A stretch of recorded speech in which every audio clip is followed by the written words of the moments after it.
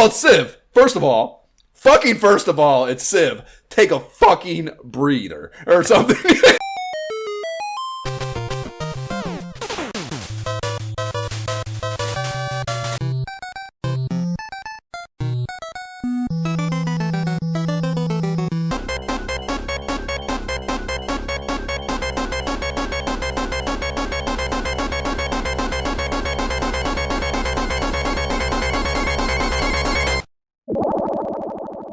This is the Imperial Scrolls of Honor podcast. I'm Josh Folan. And I am Jay Baxtron. And we are going to be bullshitting about the formative years of console gaming as we revisit the periodicals that covered it again. Today, we are armed and dangerous. Ain't too many can bang with us. Straight up weed, no angel dust. As we take a very casual stroll through GamePro issue number 23. Link to the issues in the show notes, as it always is. Please rate and review. And Spotify comment on the podcast. If you post it, we'll read it here. Give us validation and self-worth on your podcast platform of choice, or any other for that matter. And yeah, make us feel good. What are we jamming on now? Jay, what's going on with more Hades, huh?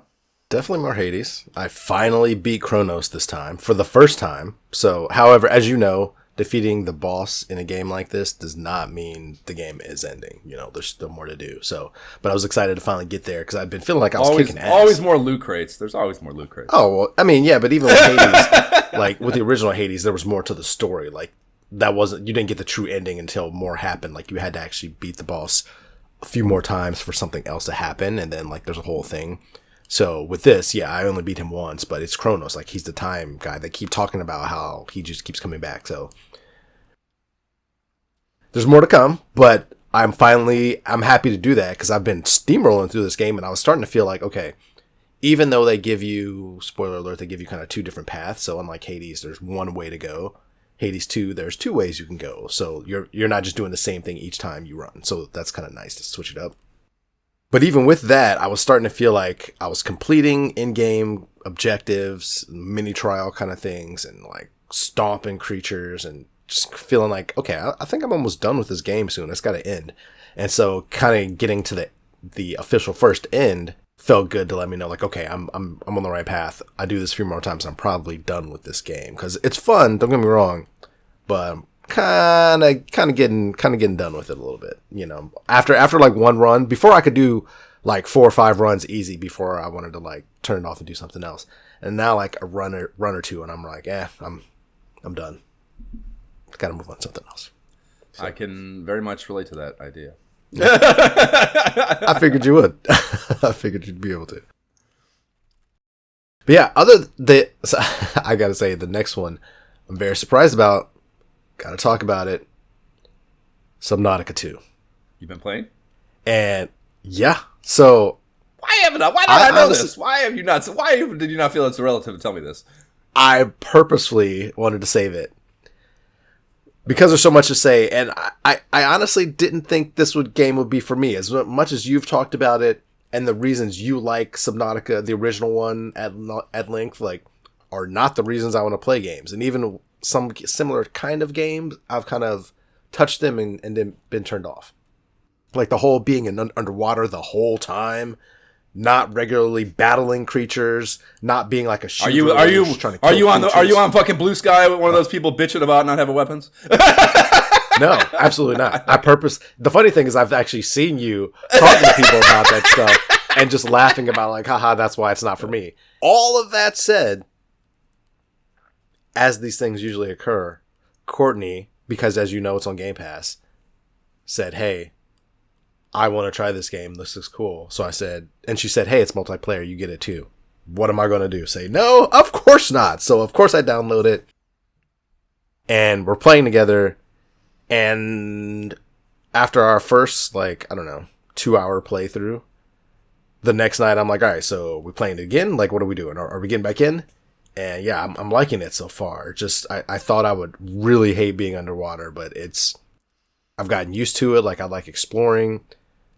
I might have to reinstall the game because I somehow screwed up and like darkened my screen more during settings than I should have. Like, you know, when they do that setting when you're first setting up, and it's like, right. make go this to icon settings and barely change visible. the gamma. I mean, that's not really, you don't have to restart. I've tried it and it doesn't Really? There's like no option to. I don't know. Either way, I got to figure that out because I look at Courtney's screen and when she goes underwater, she can still see things. It looks cool. I go underwater and I feel like what I imagine it to be, just darkness outside of like the luminescent. Do you have lights on, Jay? You can get, there are lights that you turn on and off on your everything, your vehicles, everything.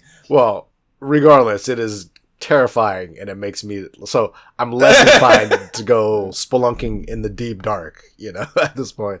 But yeah, it's fun, man.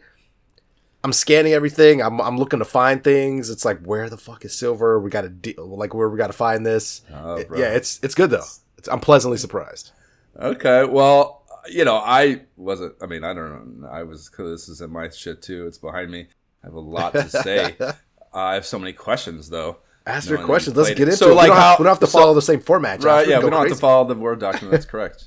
That's right. We're armed and dangerous. Anybody can bang with us. It's hard to, it's not one of the things I love about it, actually, is there's not really fucking whatever. There's not fence posts or signposts, rather, of like, we're not deep. We're not deep into it yet. Like, we've just started building our own base.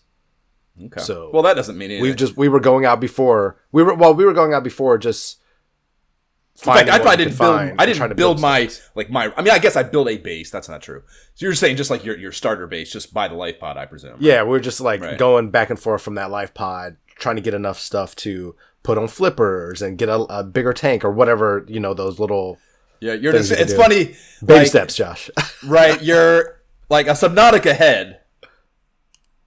I obviously am, and I'm hearing these words, and like the way you're describing the game loop is what you're describing, and like you don't know that it's your game loop yet, and clearly not enough experience with it to know how just crushingly addicting it is. And like, but yeah, you're describing the game loop, the game, and then not that this is like incredibly novel, you know, any survival game works this way for the most part. You're just trying to unlock the tools with which to explore further and do bigger, better things, right? So that is the game loop. But to hear it you say it in Subnautica, maybe it's just I'm enjoying hearing you say it in Subnautica vernacular. Right. Is making me very happy.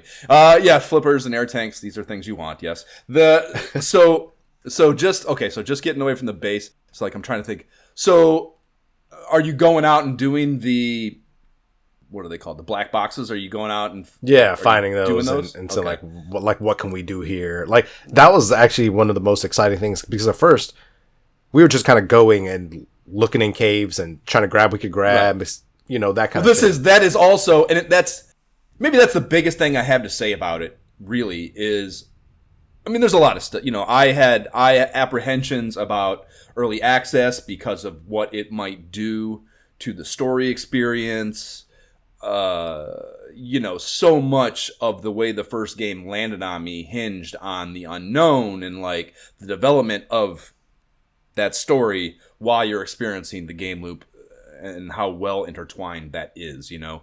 And my concern with an early access game am I going to hurt my long-term enjoyment of that story by... Oh, it's early access right now? This is only early access. Oh. I mean, Jay, what the fuck? That's the biggest thing. Okay, you know, whatever. Let's get into it. Let's just get into it, Jay. Let's just dive in, Jay. Yeah. So, you know, I wasn't going to play this. I was like, I'm terrified of the early access and fucking up my experience, right? I was not going to get this. I also was not sure that it was going to be consumable in VR, which is critical for me. Clearly, I'm only going to play this in VR. So I lasted maybe, you know, it dropped on the 14th, right? I lasted maybe 2 days, you know, and I see, like, I start seeing shit about the UEVR profile, like basically that injector thing that like turns just any fucking Unreal Engine game into a VR game, right? Yeah. So I start seeing shit about that, and that the profile is working just fine in VR. So I'm like, well, that's the big thing. Like, just, I mean, and like, at least for like starting it, like, I'm like, I don't need to, you know, play the game. I just want to get in there and just, you know, feel it in VR, right? It's fucking. You just want to be there. You want to live in it. Dip your, just let it hit your lips a little bit. So like, but that's the big thing. So I see it's working VR, okay. So I'm like, all right, and then I jump on Steam and I see they're doing a bundle thing. So like, if you complete your Subnautica bundle, which essentially, or not essentially, it just means one, the first game, Sub-Zero, that essential DLC that kind of felt like a 2 at the time. And then if you have Subnautica 2, that's the bundle, right? Well, I already have the first 2, of course. So basically it was a 10% discount to complete my bundle. So get it for $27. And I'm like, okay, $27, like, I'm gonna buy this eventually anyways. It's never going to be cheap. It's never going to be cheaper. I have a million games. I have like 11 fucking Resident Evils now sitting in my hard. You know, I have all this backlog essentially I've created for myself. Right. Why not add Subnautica to that now too? So I buy it on that basis. And Jay, I mean, you know, like first of all, you know, the fact they're charging $30 in hindsight, the fact they're charging $30 for this is fucking insane. It's insane that they're only charging the $30 measly dollars for what they have given you here. But I get in, and I would say, honestly, I honestly feel this, Jay. I would say in like 11 minutes into my first play, I got $27 worth of experience. Like, it's the UEVR for the first time for me is just perfect. It's I mean, it's not perfect, I should say. There's like a little bit of the slightest hint of friction, but because they haven't figured out, or not figured out, they haven't made it yet. The full 60 OF, the full motion controls, basically. You know, I'm still just using my Oculus controllers, and you can use just an Xbox controller too. Some will do that when it's not motion controls yet, because what's the point of limiting yourself with the whatever? But I don't want to fucking dig around with that. So it's just that, and like you essentially have to move your view, or not even your view, really. You can still look wherever, like VR, but the HUD is still like a screen, including the mask, which is probably the shittiest part about it. You can still see the mask, and when you move this HUD, the mask goes with it. So you sometimes have like the nose bridge of the mask somewhere you don't want. So you're kind of you're dicking around with that a little bit, and it's like a little bit of a thing. But to be able to play it in VR with that. And I cannot stress too. I said this when we talked about the first game.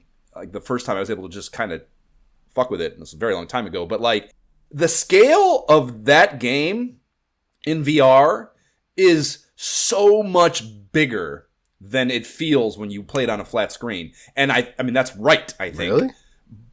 But because you're in an aquatic environment and it's already sensory. That would be terrifying. It is exactly, Jay. Exactly, it's fucking terrifying, and that's the whole point. Which you see me bitching about fucking this on Blue Sky is the whole point of Subnautica is the fear and the apprehension and the worry about not having the tools with which to survive in this alien environment that you do not belong in. The point is vulnerability, and the way the VR enhances that for this game in particular is great. And for that reason, let me stop you right there. I will never play it in VR because the idea it's terrifying.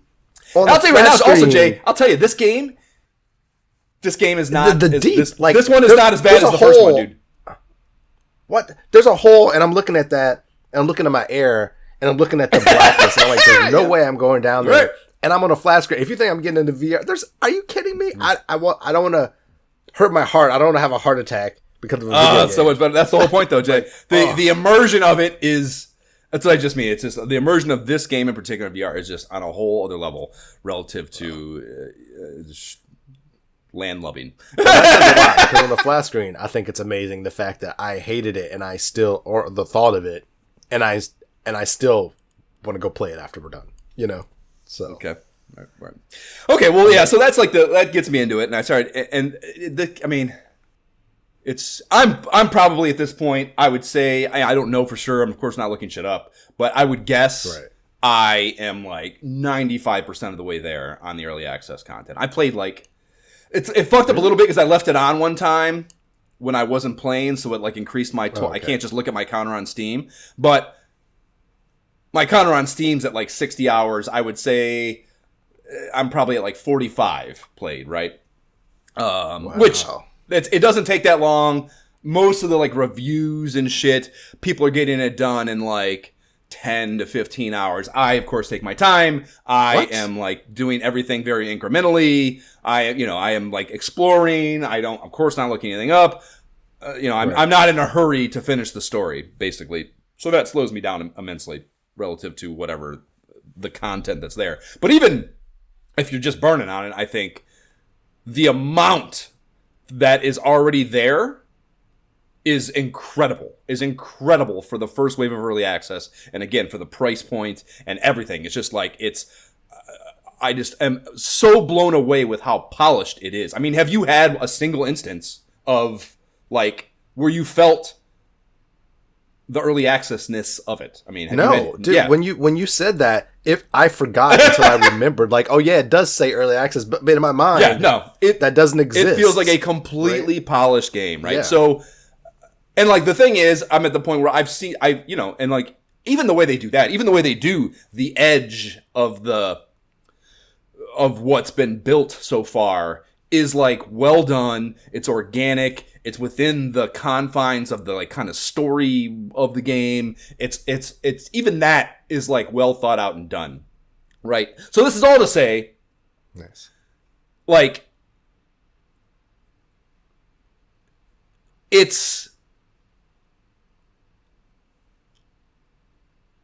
I can just see, again, because of my experience with the first game, I can see, like very early on I could see this, that I didn't need to worry. That I was in good hands, right? Like, my big worry about the early access thing was that, again, it would get fucked up in some way, shape, or form. And that they wouldn't... And also, there was all the bullshit about, like, the developers getting all that... Yeah, right? So, like, did this corporation fuck the game up, you know? And no, man, it's imperfect. It's fine. Everything is fine. Nice. It's repeatable. What they've created is a flow chart that can work for this kind of game, I think, in a somewhat repeatable manner. It still takes care and effort and all that. But like, dude, I'm like going through you said you even said it. You've never played this game. You said I'm like going through my logs and shit. And the logs and the voice memos and shit, I laugh out loud constantly. And that was a big thing in the first game. Like the comedy woven into the dystopian corporate comedy shit woven into that they just don't care about you and you are just a fucking number in the system to them is like so well done. And it's not tropey. It's not whatever. It's like it feels fresh and fun and well crafted and not bullshitty. And that, yeah, I mean, the PDA entries and shit are amazing. And like also incredibly science-based. Like one of the first things I watched was a marine biologist who happens to be a fucking video game nut too, and she did a video on like the biology from her perspective of the game, you know, or of this early access portion of it, and like her commendation of like the logical biology of so many of the ecosystems and the way the symbiotic nature of some of the animals, how they play off of each other, and you know there's a bunch of instances of it. I'm not going to try to fucking recall those right now. This is going to be long enough anyways. Like, but it's all that is very well done, and the science feels right and good and interesting, and like all that shit is woven into the PDA stuff so well and so fucking good. And back to the... Wait a minute. For any parents who are listening, just check that. For any kids who want to get the game, this is signed off on by an actual scientist. By an actual marine biologist, right, yeah. So we're good. Exactly. Clearly, I mean, it's alien, though. There's no... It's not verifiable. It's just, does it make logical sense based on years of similar experience and training? And, like, that obviously is beautiful, of course. But getting back to the game loop thing, that black box shit. Like, so, in the first game... the way they did that same thing. And the whole purpose of it, and I'm sure this is not hard for you to see, is to get you out to places you're not going to go because you're terrified. So, like, it's always sending you to, like, a new place. It's always woven in a way to get you to check out a new biome or to go a little deeper or to go near a creature that when you first saw, you were like, fuck that! You know? So, like, that's always what that shit's about. It's not... I mean, if you know the system, you can see it, but it's well done enough where it doesn't feel just like another fucking signpost, but that's all it is. And then the first game, the way they did that was essentially the same thing, really. It just wasn't the individuals. It was a whole life pod, like the ship that crashed that you've probably seen a million pictures of from the first game, that spit out a bunch of live pods. You were just one of them, and it's the computer, your PDA, is sending you to the different life pods to try to like check on, see if the people are alive, basically. Oh, okay. And that makes sense. Yeah, the way the first game works, none of them are. So this is kind of just a comp to that. You know, it's known they're all dead. You know, you're just finding, like, have you it's a completely different. They've done that so well too. They even found a way to make dying like story sensible. Like, have you gotten that yet? That like the biobed shit. So yeah, I did not expect that. I was like, what? Right. Okay. So yeah, they immediately like you immediately have your computer telling you to die to like try it out, and like so that's interesting too. The way they've made dying frivolous.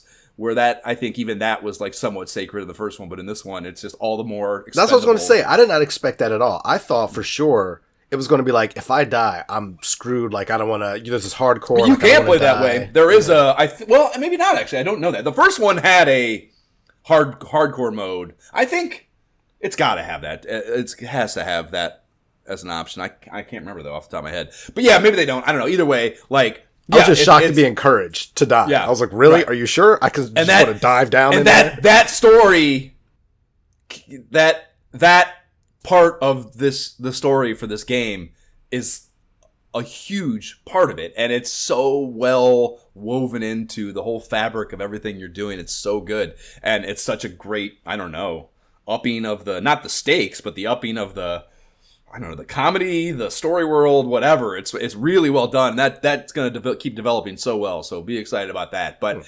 that whole thing of like pushing you to the next thing and like, do I have the tools to go there? And like you go like, oh, you get there and like, you know what? I don't think I have the tools for this, or at least not the tools I want. I'm going to go back and come back to this later. And like, that story progression or that game progression loop is, again, I see that it's repeatable now, and that it wasn't a fluke, and that made me so happy. And like I could see that it was that I was in okay hands, and for that reason, I just off the deep end. All I've done, I haven't touched it. I mean, into the radius, I've been to the radius in weeks. I don't it's all I do is fucking Subnautica. I think, and like, dude, there are so many.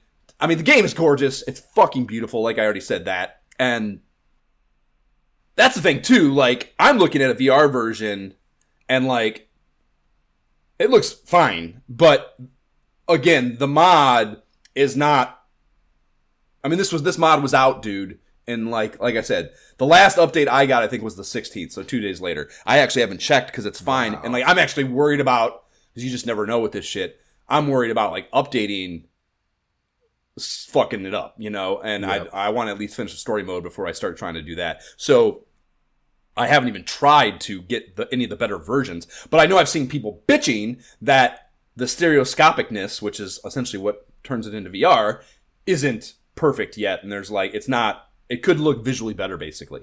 So I'm not even looking at like the most polished version of the image, let alone, like I said, the full motion control thing. So like, I'm playing an incredibly stilted version probably compared to what it is going to become in the VR sense. And like, even now, I'm just overwhelmed with the beauty and like how amazing the fucking creatures look and how polished everything is. And there are so many moments, dude. I just love the way this game pushes you into doing the fucking science. Like, there have been so many times in that 45 hours or whatever where I have been sitting, and you don't even have it yet, but the little vehicle you get, it's this little fucking incredibly vulnerable sub thing that you fly around in, but it gives you depth access and access to air when you're down low, so you don't have to go to the surface, which is obviously critical for exploration and doing the deeper shit. But there have been so many moments where I'm like sitting in that fucking thing with the fucking lights off and in the game, not real world, it doesn't matter, I'm in VR anyways, but sitting with the lights off in the fucking thing, the fucking not moving at all to attract attention, just going through my PDA in the game, like trying to figure out the solution for like the problem that I have, and like that to me it's just so incredible that this game pushes you into that level of like problem solving and like, and it's amazing, dude. The answer, if you may not have it yet, I guess that's possible, but even if you like are good about reading, there's so much information flying at you all the time, and that's the cool thing about it too. I think that's like how it would be as a scientist. You're gonna have all this shit flying at you all the time, and like you can't process it all at one time. It's impossible. So yes, you save it, you log it, and like you can refer to it later and hopefully be able to zero in on the problem you have and associate that with the clues you've been given and the information you've divulged and like connect some dots and find a solution to your problem, right? And like this game is incredible at doing that. And like going through and yeah, I mean some of the late story stuff, like right now the last 5% or whatever I have, like I'm looking at some alien technology that I had to like you gotta like unlock an ability. That's a cool thing. They've like changed your kind of development tree with some of that organic bullshit. You've gotten the first one because you're out of the fucking first thing, but like where you stuck your hand in that blue thing on the ship, so you'll get. I was more so of those. excited for that moment. Okay, you'll get. Have you gotten the second one out in the thing yet? No, I think we've gotten that first one. Yeah. Okay, yeah. So there's more, and those. But I know there has to be more because we're like, okay, we can't do this yet. We can't do that more. So right. So yeah, those are like kind of your like base level bio, objectives. Kind of objectives, but just gatekeeping things really that like give you an ability that like change the way you can either deal with or interact with this planet that you're on. You know, right. But there's also a story element to that's super interesting. Is like, is this good for me? Is like kind of a moral quandary that you are presented in this development tree too, and that's really cool. But interesting. Yeah, man, it's fucking. It's just there's just so much science. It's just go ahead and fucking fight me about whatever peasant ass shooter one might think deserves to even be in the conversation with how great of a game this is. Like, get the fuck out of here. It is so fucking incredible. It's just a magnificent world they've fucking created. It's so fucking fun. And like some of the like later unlock some of the things.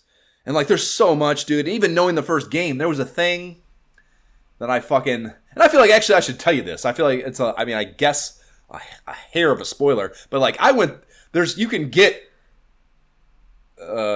grow beds, like basically an ability to grow food at your base, so you don't have to go out and not even as the food, you grow things that you can process into materials, whether it be food or other building materials or whatever. So you can cultivate alien fucking flora to exploit, right? And like I knew that or I was surprised that I hadn't found that as late in the game as I was, and I got to the point, I was like, I don't want to look anything up until I fucking finish the story. I don't want to. And like I found again, I'm so far, and I know I'm right at the end because of, again, I just know. And I watched this video, it was like things you might have missed, you know? And I was like, that's got to be just like early game dumb mechanic stuff. And I was right, for one, thankfully.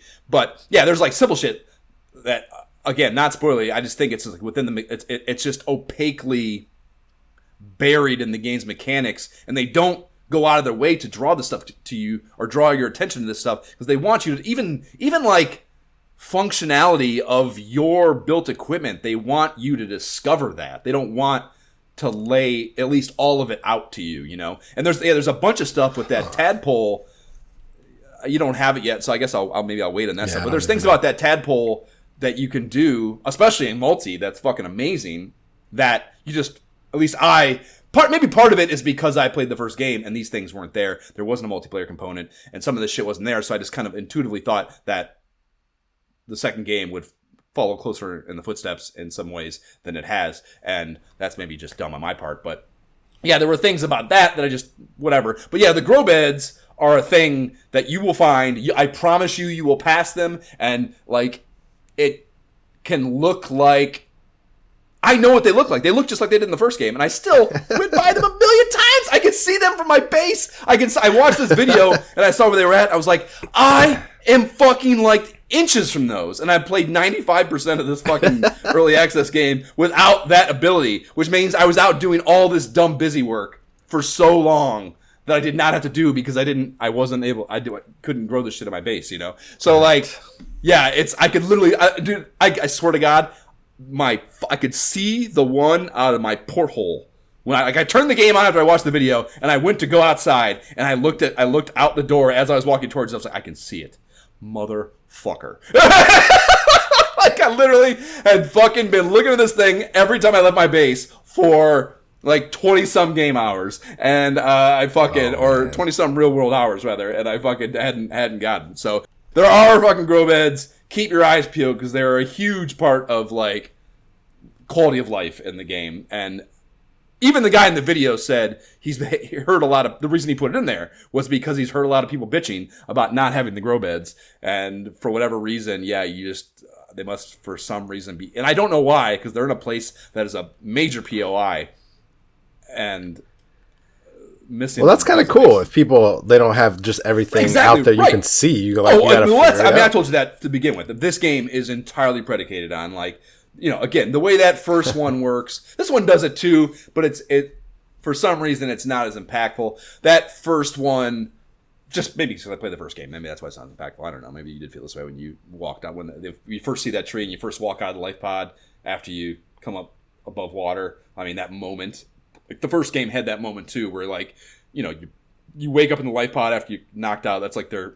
It's funny that they did that too. That, like, the game starts with you getting knocked the fuck out in the life pod. Again, they found a way to do that without it feeling like the exact same thing. It was kind of funny, but yeah, in the first game, you, like, wake up from getting knocked out in your life pod as you crash land on the fucking planet, and then you can go out of the life pod in two ways. In the first time, you can either go out a porthole in the top that you have to open, or down through the thing in the bottom into the water. So you can, like, first of all, you make a choice of how you first go into the world, and that was kind of cool. It kind of sucks that they didn't. Oh, you're already below water, I guess, for this, so it wouldn't have made sense. But whatever. So, like, you could open the thing when you first opened the hatch. You know, it took control of you for a second, and you had to, like, watch these things that flew over the top of the life pod, and, like, kind of, like, that's disorienting. And then you, like, see the fucking huge crashed thing in front of your life pod, you know, and, like, it's the same kind of moment that you have with this, where you first come out and you see that tree, and it's kind of playing that music, and you're, like, just taking the world in for the first time, you know, a really cool moment, basically, a very, very, very, very cool thing, and I don't even know what got me on that, but yeah, man, oh my god, I haven't even tried the multi thing yet. I'm so glad you're playing, because this it's the fucking, I kind of hate.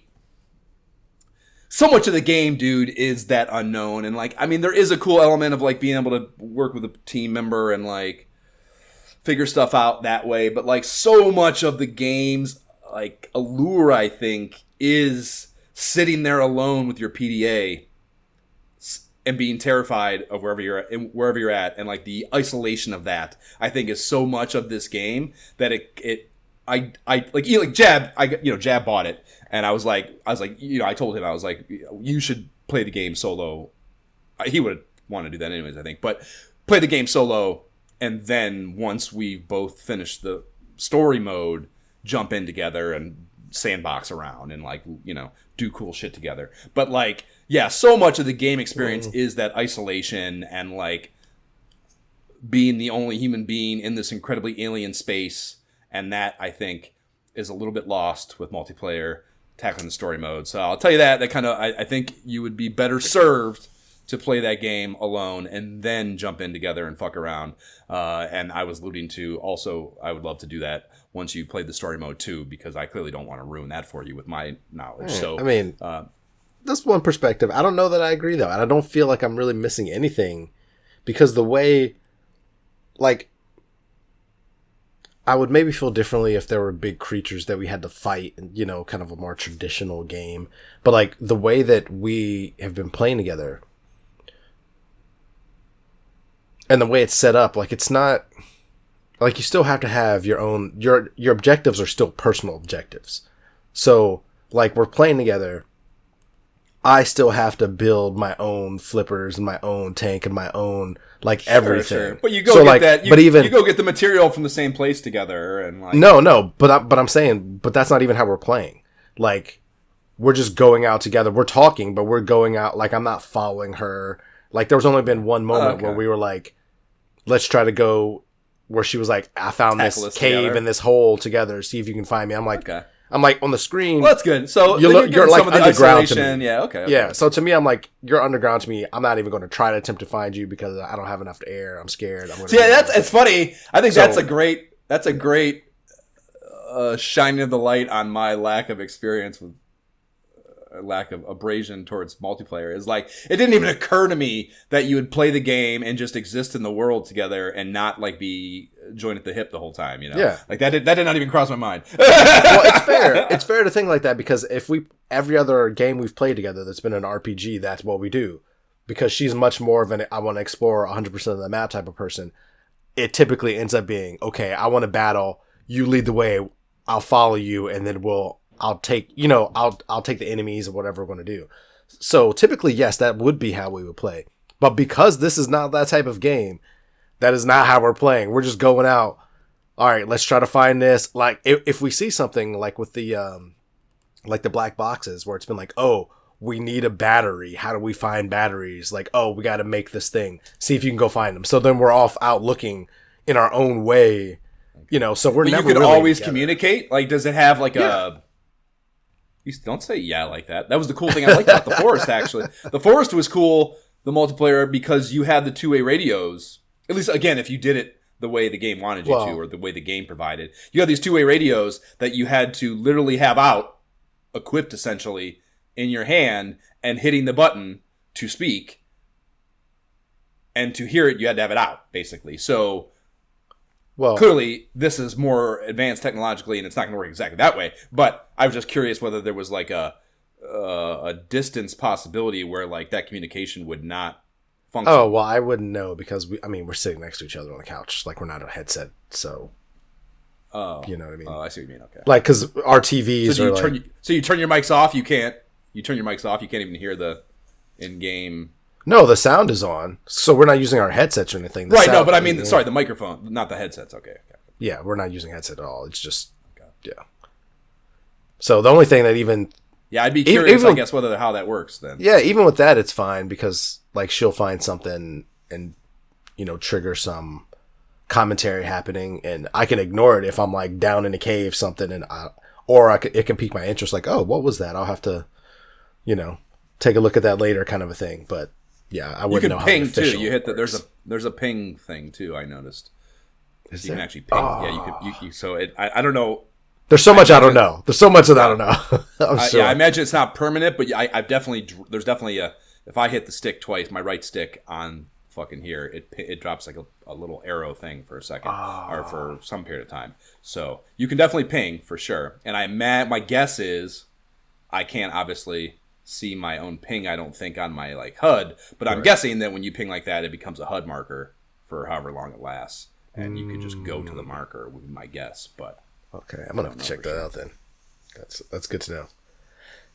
I mean, the cool thing is because of the way water works, your Z axis rather is infinite also for the most part, obviously until you get to the surface. So a ping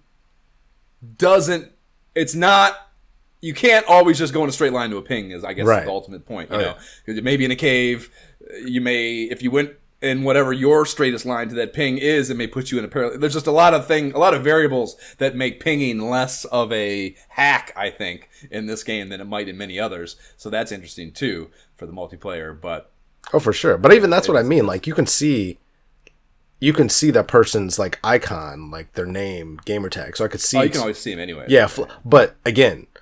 She said, "Hey, come find me." I tried to go there. To your point, I'm like, "You're underground to me. I don't know where your entrance was. I don't know how you get there. Right? I don't know where the nearest air bubble is, so I'm gonna go back this way."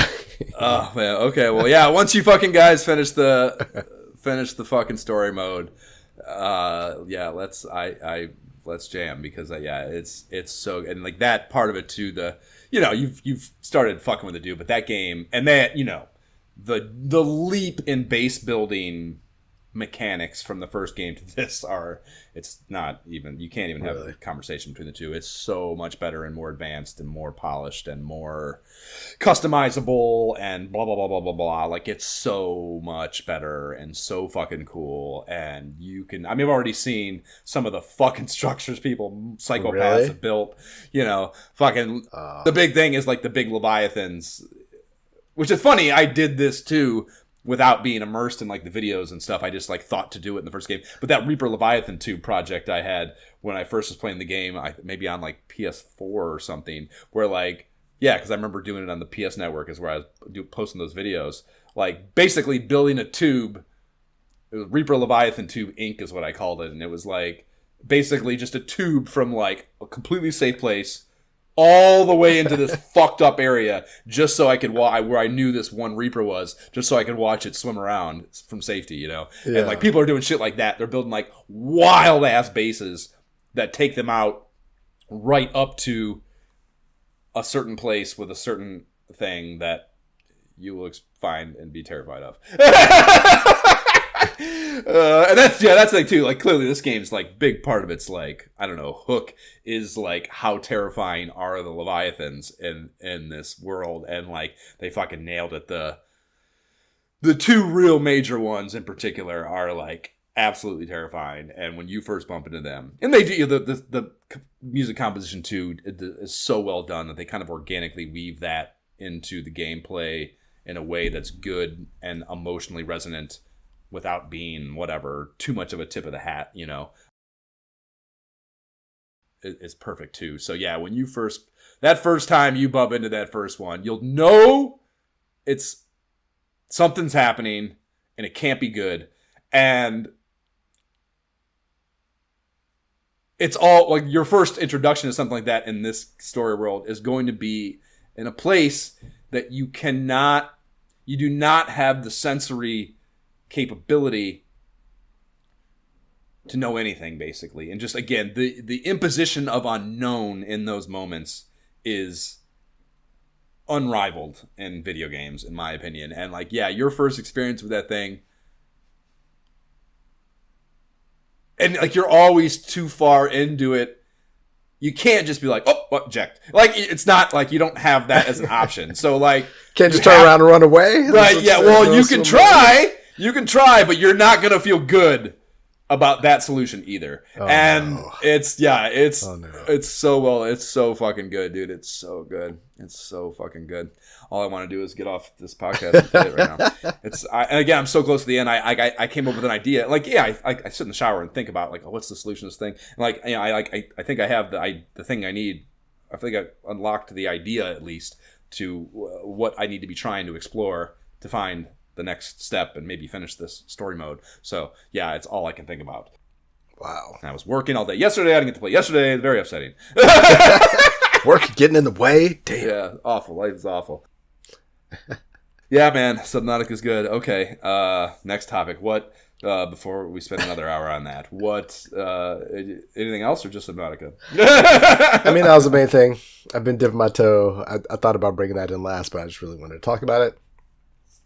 But essentially, yeah, before we started diving into that, we started playing that other game from the co-op company, A Way Out, that did Split Fiction and the other game, co-op game. So the prison one. That's one. Yeah, I played that forever ago. So yeah. So just because, we've played the two newer ones. So Courtney was like, let's try the other one. I was like, well, okay. And yeah, not much to say about it because we've just started, but the beginning of this game is agonizing, man. You're getting in the prison in every little detail, from the looks of other people when you're riding a bus to like getting stripped down and hosed in the shower slowly. It's just agonizingly slow in every detail. I'm like, man, I do not like this. Like, I hope we're getting out of here because this is, whoa, what a way to start this, you know? You just mean in like the thematic nature of it, or the actual like mechanical, all of that, yeah, clumsiness of it? No, just the thematic nature of it, and just like the agonizing beginning. And I was just like, man, this is uncomfortable. Like, what are we doing here? So they definitely got some skills at that company for sure. Yeah, I remember feeling, we got like a ways into that and kind of got off because it was just so railroaded. It was so railroaded, Yeah, I was surprised because like, yeah, the later two games were so good, so well done, that I'm like, all right, we're going back to the beginning one. Probably not going to be as good, just how these things usually work. But we'll see. I don't know how much we'll play that now that we have Subnautica 2, but we'll see. And then outside of that, yeah, don't have to explain that to me, Jay. And then, yeah, only other one other game that I've been playing, another game on Game Pass, Terratech Legion. According to Steam, this is a chaotic bullet heaven builder. Build the ultimate battle vehicle, block by block, and survive waves of robotic foes, ramming them at speed and shooting infinite projectiles. So, similar game, bullet hell, kind of upgrading game like a Vampire Survivors and all those kind of games, but only you're building. I saw. Your Isn't upgrades, you're building it. Isn't the sequel to that? Didn't that come out? Vampire Survivor. I think there's a sequel. Oh yeah. There's Vampire Crawlers, which I downloaded, but it's solo, so I haven't actually played it yet. Because the kids and I loved Vampire Survivor, so I mainly got it so we could play together until I realized it's one player. So I'm like, I may still try it, but yeah, the Terratech Legion is fun because it's a little different take on it, because you're getting the build, but the upgrades aren't really as exciting as I thought they would be, but still something fun to play from time to time when I'm not playing Subnautica. Bro. So much science. Okay, so that's it? Science, that's it. Okay, word. So the other shit I had, I've been playing... Amy's been gone for a couple weeks now for whatever, 40th birthday trip. So,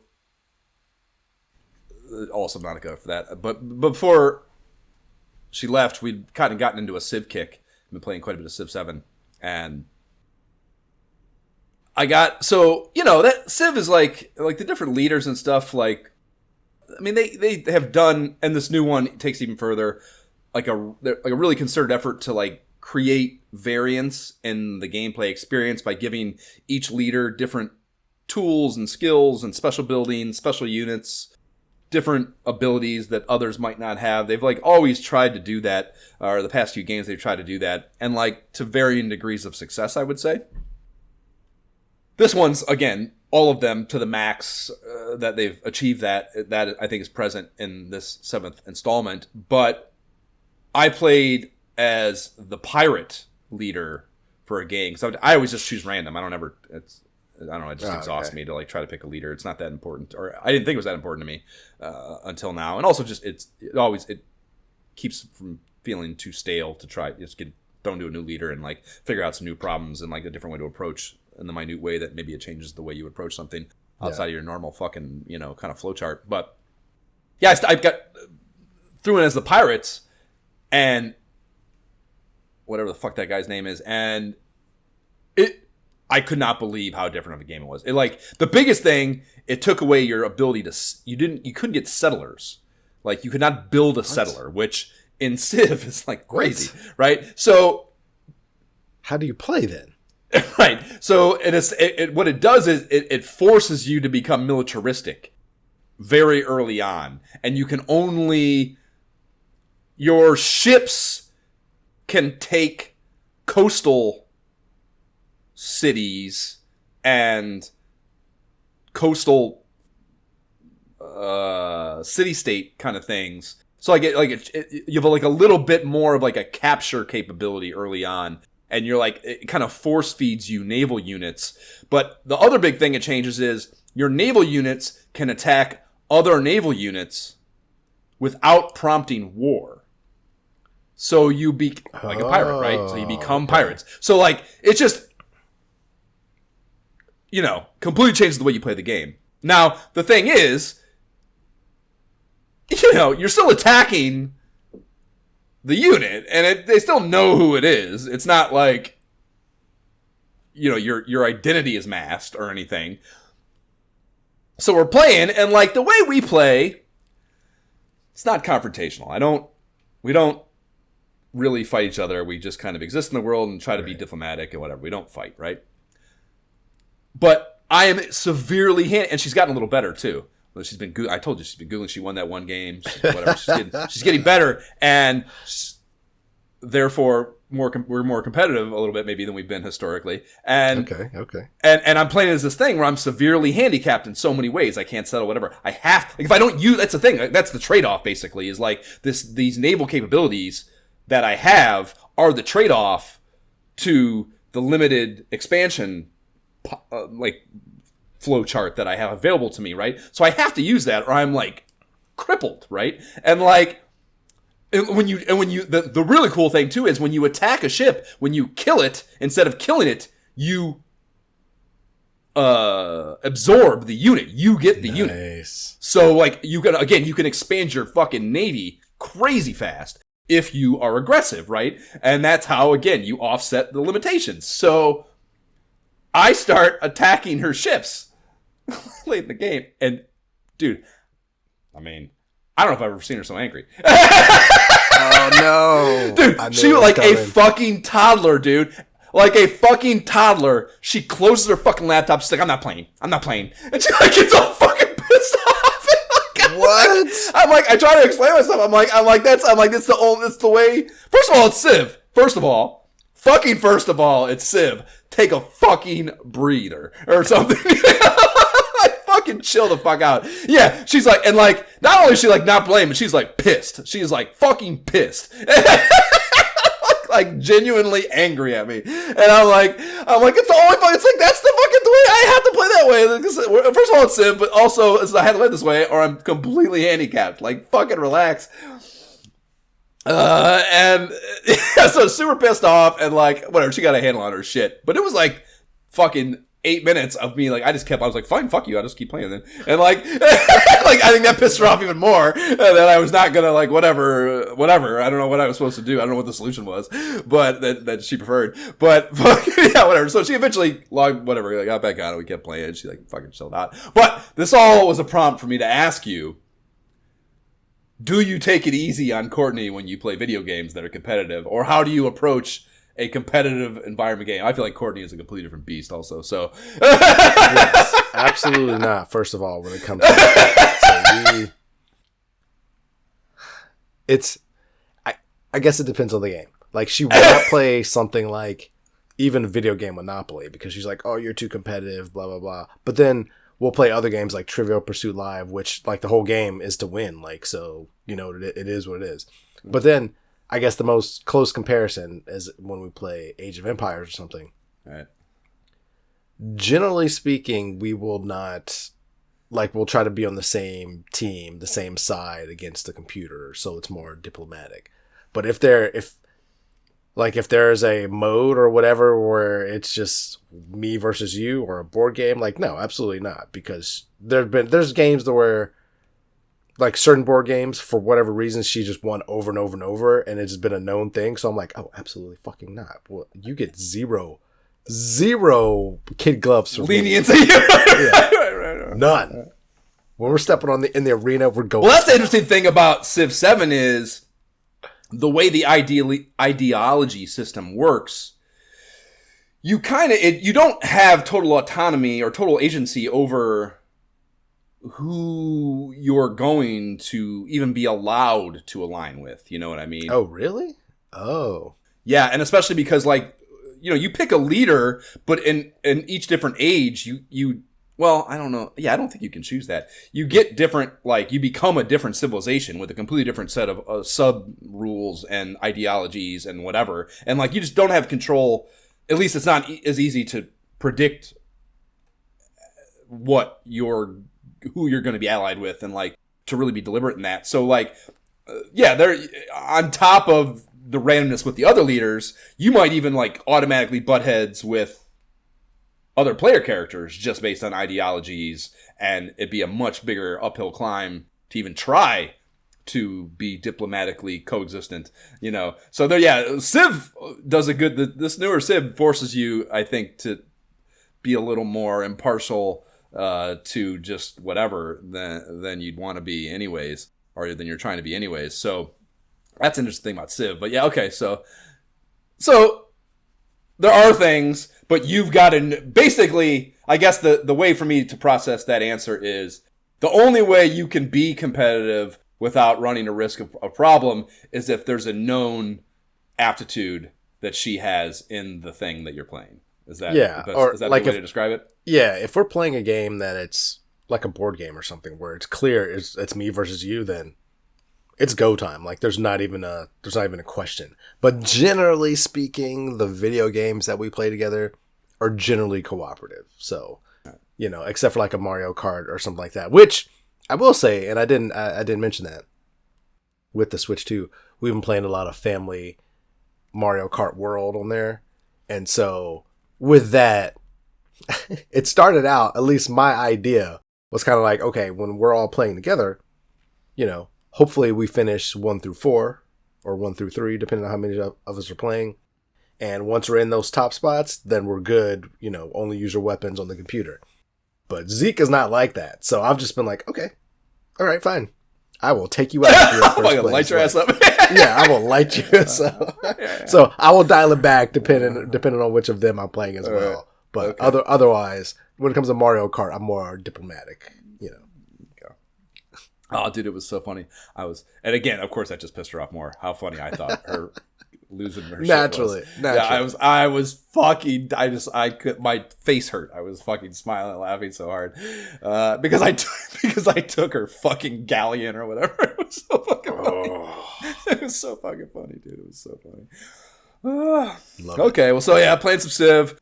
I was, of course, still playing Into the Radius 2 up until Subnautica happening, and we'll get back to it. I've gotten pretty far in what I think is the story mode of that too, and I got night vision finally, or not finally, whatever. I got night vision, and holy shit, is that incredible and well done, dude! It I've said like going out at night, like I don't even think about it.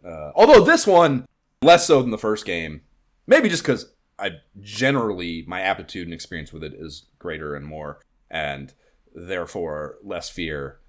Which, of course, night only exacerbates, right? So even without this, I was getting a little more comfortable doing stuff at night, especially in areas that I felt comfortable, that I'd cleaned out a little bit, before the radius resets and da-da-da-da. But night vision, now it's just like, it's incredible. It's like, no matter what time it is, put that shit on, and like, it's fucking wild. It is, I just can't believe... I've seen the fucking footage and shit of like war that, like they obviously use this for fucking all the fucking videos you see of shit blowing up in wherever fucked up places. So like, I know this is probably pretty comparable to real life, but I just could not believe how game changing it was. It just like the first time I went out with it, I was like, holy fuck. It's just like, it completely changes the game in a way that was unfathomable to me. Until it was right in front of my eyes, So just very, very fucking cool. And yeah, made that the tactical approach to that game that I enjoy anyways, more so than just running gunning, it upped that significantly. And it's so fucking cool. And yeah, very fucking good. And like some of the late game missions, dude, I am out for like, you gotta like, you can't even do it within a radius loop. Some of them are like so involved and crazy. And there's this like the last whatever realm that opens up to you has this phenomena going on with it that is I don't know enough about it, I guess, to know whether it's completely invulnerable and omnipotent and whatever, but there's this thing to deal with that you're like constantly just devising a way to survive its existence. You can't like affect it in any way. And on top of, again, just the radius loop, and then the enemies are harder and more and whatever, and like all this fucking shit going on. And like, yeah, I am just out for like, these missions are like, 2.5, 3 hours real world time. I am out like just fucking hunkered down in bunkers and going from building to building and like trying to find sniper shit and like just that's so intense, involved and tactical and again in VR, with again perfect gun mechanics. It's such a fucking great game and so goddamn good. I don't want to say I can't wait to get back to it because I would rather be in Subnautica, but I will be fine when I do have to make that choice. So that's still cooking. And yeah, I did nothing else, of course, because just nothing but Subnautica. So Chivo Hunt stuff, all fucking having nothing. No Dragon Warrior 2, no Mario Sunshine, no Metroid Prime, no SNES SimCity, too much Radius and Subnautica, so none of that's gone on. And the last thing is X-Men Quest. I cashed out, bro. I had a technology blip. Like there was my piracy website got wonky on one of the issues, and I didn't care enough to try to rectify it after it went sideways the one time I was trying to read it. And I think it's time to end this endeavor. I think I'm done. Basically as soon as I got past that exact, basically Fatal Attraction. As soon as I got past that, like my interest This is what you were talking about. Yeah. Right, exactly. The whole point of the whole thing, right? Just my interest level just plummeted, and I could see it happen too. Like I said, the art style already different, and like that art style, I don't know, I wish I had the language to explain it, but or even just to make it make it make sense to myself in words. Just to give me whatever peace of mind of how to like rationalize why I don't like it. Even I wish I had that ability, but something about it just grinds my gears, and it just looks goofy, and I don't like it. And that on top of, again, the complete lack of familiarity with the stories, I could not believe how it made me feel. And yeah, again, maybe I'll come back to it after a reprieve, but again, it was starting to feel like work anyways. And fair enough. You don't want that. Right. That was enough to get me off of it. So much for that. All quests come to an end, Jay.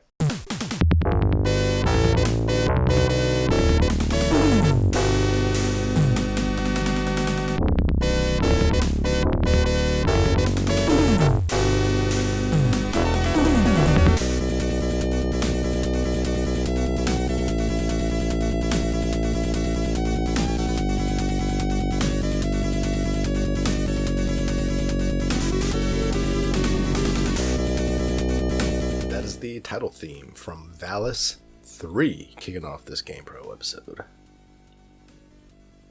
June 91, $3.95 US, $4.95 Canadian, $2.50 UK cover prices. It's Sonic the Hedgehog, new for the Genesis. Will he leave Mario in the dust? Yes, I reckon he shall. And our illustration is Sonic, kind of. You're not mistaking this for anything other than Sonic. Yeah, exactly. Yeah, you're not mistaken for anything else, but this design is not to Sega of America marketing Bible spec either, I would say. No. It's not bad or wrong. I'd even say he has the kind of shit-eating grin you want to convey attitude like Sonic is supposed to have. It's just a little different. Yeah, it's definitely not approved marketing materials for the future. Like, you will never see this Sonic anywhere else. Right. Anywhere else. Right. He's depicted in full sprint, a cloud of dust being kicked up behind him to imply the speed at which he's cooking. And yeah, it's a blue hedgehog, spiky thing going on. 16-Bit Buyer's Guide is the next headline, and that is subtweeted with plus reviews on TV Sports Basketball, Fatal Labyrinth, Star Control, James Pond. And then our last bullet point is new for your Nintendo. And that says Uninvited, Monopoly, Lone Ranger, Rocketeer, Vice, listed off below it. So basically, all we care about is the 16-Bit Buyer's Guide, right? I mean, we're looking at this. If I'm a kid, I'm like, oh, yeah. Well, Uninvited, Monopoly, Lone Ranger, I don't care. What games are coming in 16-bit? I think it depends on. I think it depends on which side of the aisle you're on, Jay. I think if you're in the Sega aisle, you're maybe yes. But if you do not have your SNES yet, and you do not in June, you want to know what's on the Nintendo too. Even I don't give a shit. Yes, you've conveyed how forward-thinking you were at the time, but if you don't have that thing yet, most kids can't get any further than what's right here. So, they want to know what's on the Nintendo too, I think. Which I like, and that to me is exactly why that is the blurb that followed 16-Bit Buyer's Guide. Is like that is like the other side of the aisle. They're hitting the rest of the possible demographic with that third bullet point, I think. Fair. At least you know me. As someone who was a late entry to getting my own Nintendo, I had already planned out and knew the Super Nintendo was going to be mine within a year. So it was like, I do not care. I've been scoping this bad boy since it was the Famicom. Yeah, I'm banking all my potential, whatever, gift. Are you kidding me? My gift credits. I was helping my dad cut grass. I was doing all kind of stuff. I was ready. So yeah, up top above the title is a banner that reads, "Hey, look! It's GamePro's blowout anniversary issue," and I was very much looking forward to seeing what the selly would be for that occasion. Inside, we start with ads. Duh. First is a Trade West tout about Battletoads, and there are also some other peppered, real small things below the pitch copy. A few Game Boy titles, ISOH Game Up alum Solar Jetman, Ivan Iron Man Stewart's Off-Road, and then a pinball joint called High Speed that drops in July, which is close enough for a pinball game, I think.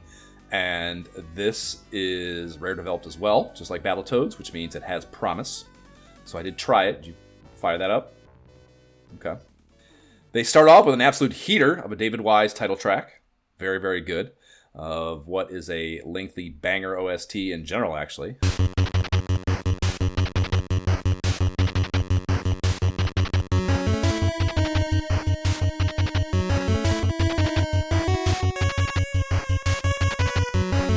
And then proceed to show you a very mean piece of Lamborghini, I believe. I'm not a car guy, but I believe it's Lamborghini pixel art. That is accompanied by probably the longest voice sample I've ever heard in an NES game. And it is a police radio deal where the dispatcher is telling Unit 504 that he got away. And that's, I'm assuming he's referring to the Lambo. Right. And so that's, an interesting kind of bells and whistly start to the game. And this is a 4-player deal. And it is a digital iteration of a Williams analog pinball machine titled the same. And this is the best pinball game on NES. Like, at least, to date anyways, bar none. Even some like Pinbot was kind of cool. We've seen some cool ones, but this is very, very, very polished, I feel. Do you disagree? Your face kind of looked like you disagree. No, it's one of those things. It's not a bad pinball game. I think when I played that, I've played so many digital pinball games lately. I feel like so it's kind of hard for me to immediately disconnect them from some newer version of a pinball game I played. But this one isn't bad. I think it was good, but the way they make the screen longer is a little jarring, but it works. It's almost like the split screen when you're at the top of the screen, because there's only so much you can see, and then once the ball goes down, it's kind of the split screen kind of goes away and you see the bottom, and so it's a little jarring at some points. I found because I don't would remember see the ball. this. I can't think of. I'm trying to picture what you're saying, and I can't picture it. I would see the ball moving, and then my flipper was on the right side of the screen, but the ball's on the left. So by the time the screen connected, I don't know, it was just a little jarring from time to time for me. But it still works. Really, it wasn't always. Yeah. The whole table wasn't visible at all times. No, absolutely not. It was. Yeah, absolutely not. It was definitely a longer table where it was you saw half of it. It was split screen because the bottom. Maybe I'm just so used to that in these fucking older pinball games that it's not even a registerable fucking occurrence. Yeah, it's interesting. I think. But again, not a bad pinball game though. Not bad at all. Yeah, the physics were so good in it that I caught myself physically leaning. Really? Literally my body as I was playing. So that is always to me what I should be doing when I'm playing pinball, trying to whatever clairvoyantly affect your outcome without tilting the table, and deciding how much actual body to put into that thought is kind of what, it's kind of the rub, I think, of analog pinball. Yeah, they do a lot. The thing to me that was really cool, on top of the great physics, the actual pinball felt great, but they did a lot of cool shit that took it beyond what a real-world pinball table could do. There was the water hazard that slowed your ball down. If you were to hit a patch of water in a car, high speed, it would actually affect your ball's speed and slow you down. And there was a dust cloud that would appear sometimes that could trap your ball. And again, just kind of a video, a thematically relevant video component that would be unachievable in a real world pinball game, but not so dumb or whatever that it's it either diminishes the real pinball feel of it or was annoying or bad in some way, shape, or form. I think you must have been. I played it. Doing much better. I played a full 3-ball game. Well, so did I, but I logged the 153rd greatest score in that game that Retro Achievements has ever had in high speed or whatever this game's called. my very first play, so I did okay. So then you had a much better experience than me because I did not do well, but I didn't experience any of those things that you mentioned. So really? I must have just. I don't know. I just didn't do well at that game. It was kind of. I burnt my first two. It was basically my third ball. I burnt my first two balls. Yeah, trying to get a feel because pinball is so much predicated on knowing the table and getting a feel for whatever. Especially that your upper flipper is a huge part of your strategy and getting used to when what precursors take you to that flipper to use it, it's like, that's all shit you have to feel out with the table when you first start. So yeah, I mean, don't get me wrong, I burnt my first 2 balls, but my third one I cooked for a while on. And yeah, okay. I mean, these essentially are like, multi-ball type unlock things where you got to like do a bunch of shit, and like it happens after you've been playing for a while, of course. So yeah, if you cook through all 3 balls, then yeah, you might not have seen it. So yeah, I mean, there's like layers to the game that take it beyond your normal pinball game in a good way. I thought that was very commendable and made it pretty interesting, I thought. Yeah, I don't know if, I mean, I only put it the one time. I'm guessing no, because it's clearly like I was reading somewhere that this is a real world table they licensed, and clearly a real world table is just the one table. So I'm guessing that it is just the one table and there's not different ones, which of course would make it cooler and whatever. If you had a progression of tables that were this cool, would be really impressive on a NES cart. So that's probably unlikely, but I mean, I wonder why that one was so famous. Well, it was the number one table. It was the number one. Like I read somewhere that it was the number one table in the world, whatever year that they decided to do this, basically. So, how's that determined? That's crazy. Like the most popular, or like the most coin out? Arcade games were very measurable. Quarters. Fair enough. What's the game? And this is Williams too, so it's like the biggest. One of the Midway and Williams are probably the 2 biggest. Oh, so they're saying this is our biggest, right? Oh, that's like so. Whatever Rare and what was it? Trade West. Trade West probably has a relationship with Williams. In fact, I think I might have remembered there might be like, whatever. There was Williams ended up buying a video game company or vice versa. Something I remember a vague something or other with pinball company, some Midway. Who knows what it was? But either way, the relationship probably exists. They go, hey, we'd like to do a pinball game. What's the hottest thing? Let's do that. Okay, here's some money. We're going to emulate that table, So probably a very quick flow chart, actually, to getting to this specific table once they decide to do a pinball game, Yeah, I mean, I would, it'd be crazy as fuck to burn a Toys R Us trip on this game, of course, in 1991. Yeah. But to steal via emulation, fire. Very, very good pinball game, I thought. So I was pleasantly surprised. Nice. Although, I mean, Rare and Trade West, clearly Battletoads, Off-Road, look at these games, like Solar Jetman. They know what they're doing. Yeah, they know what the fuck they're doing. So I shouldn't have been surprised, I guess, but I was. We are treated to a Hudson Saw full pager for already discussed Master Higgins Does Islands Volume 2, aka Adventure Island 2, before a new 2-banger from Konami's Subtweet Ultra for one of my guilty NES pleasures, Base Wars Cyber Stadium series. And this is a June drop, as the big red banner on the ad accurately foretells, so we are legit Game Up live on this. And this ad is phenomenal. This is one of my favorite ads I think I've ever seen in one of these magazines. It is so fucking good. And it kind of harks back to that Heater Ultra did for... It's basically Konami. Konami is just so good at advertising. We've already established that. But this harked back a great deal to that Metal Gear ad that I really fucking loved, where they featured all the doodads that Snake can amass in the game, all the fucking equipment and stuff, So our first page here is a pair of disembodied cyborg hands that are still wrapped around the handle of a baseball bat lying in a white void surface. There's wires and bits and shit hanging out of the wrists. So good, so well done. And the tagline up top reads, Base Wars. It gives a new meaning to Slugfest. And yeah, it's just, to me, just 90s in your face shock marketing at its finest, just like the arms have been knocked off this baseball player. Look how fucking awesome this is, that you can knock the fucking arms off a baseball player.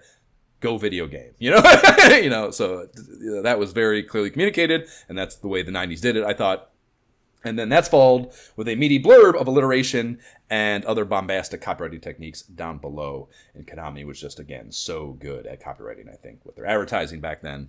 Across the staples from that is loaded with screenshots and copious copy explaining that this game is both a full-on baseball sim, but also, as well as, a full-on arena combat game. And then there's a great illustration showing all the potential mods that a cyborg player could be refitted with at the game's shop, which, again, that's kind of the Metal Gear component, or Metal Gear ad component, rather, I was referencing. And yeah, dude, it's just an elite video game mag ad that no doubt probably crushed it in the male preteen demo. Kids that saw this are probably like, all these things are things my life needs and does not currently have. So take me to Toys R Us, Mom. I don't want that pinball game, actually. Let's get fucking, let me get Base Wars. So we discussed the game before. I think just, it wasn't even out yet, but just because I had have such a nostalgia hard on for it. And I tried it again, and it is exactly what I remember the problem being. It's just, it's pretty good, but not great. And the concerted effort towards diversification across essentially two completely different video games shows diminishing both, for sure. The baseball sim is not phenomenal. It's just fine. And then the coolest part, the fighting, gets really repetitive, really fast, because it does not have enough nuance to necessarily enjoy it beyond the initial novelty of being in a fight when I got to first base. It's just a bummer. Sad shit. What we really need is a fucking remake of this game in VR. This would be a dope-ass modern remaster thing, It could be.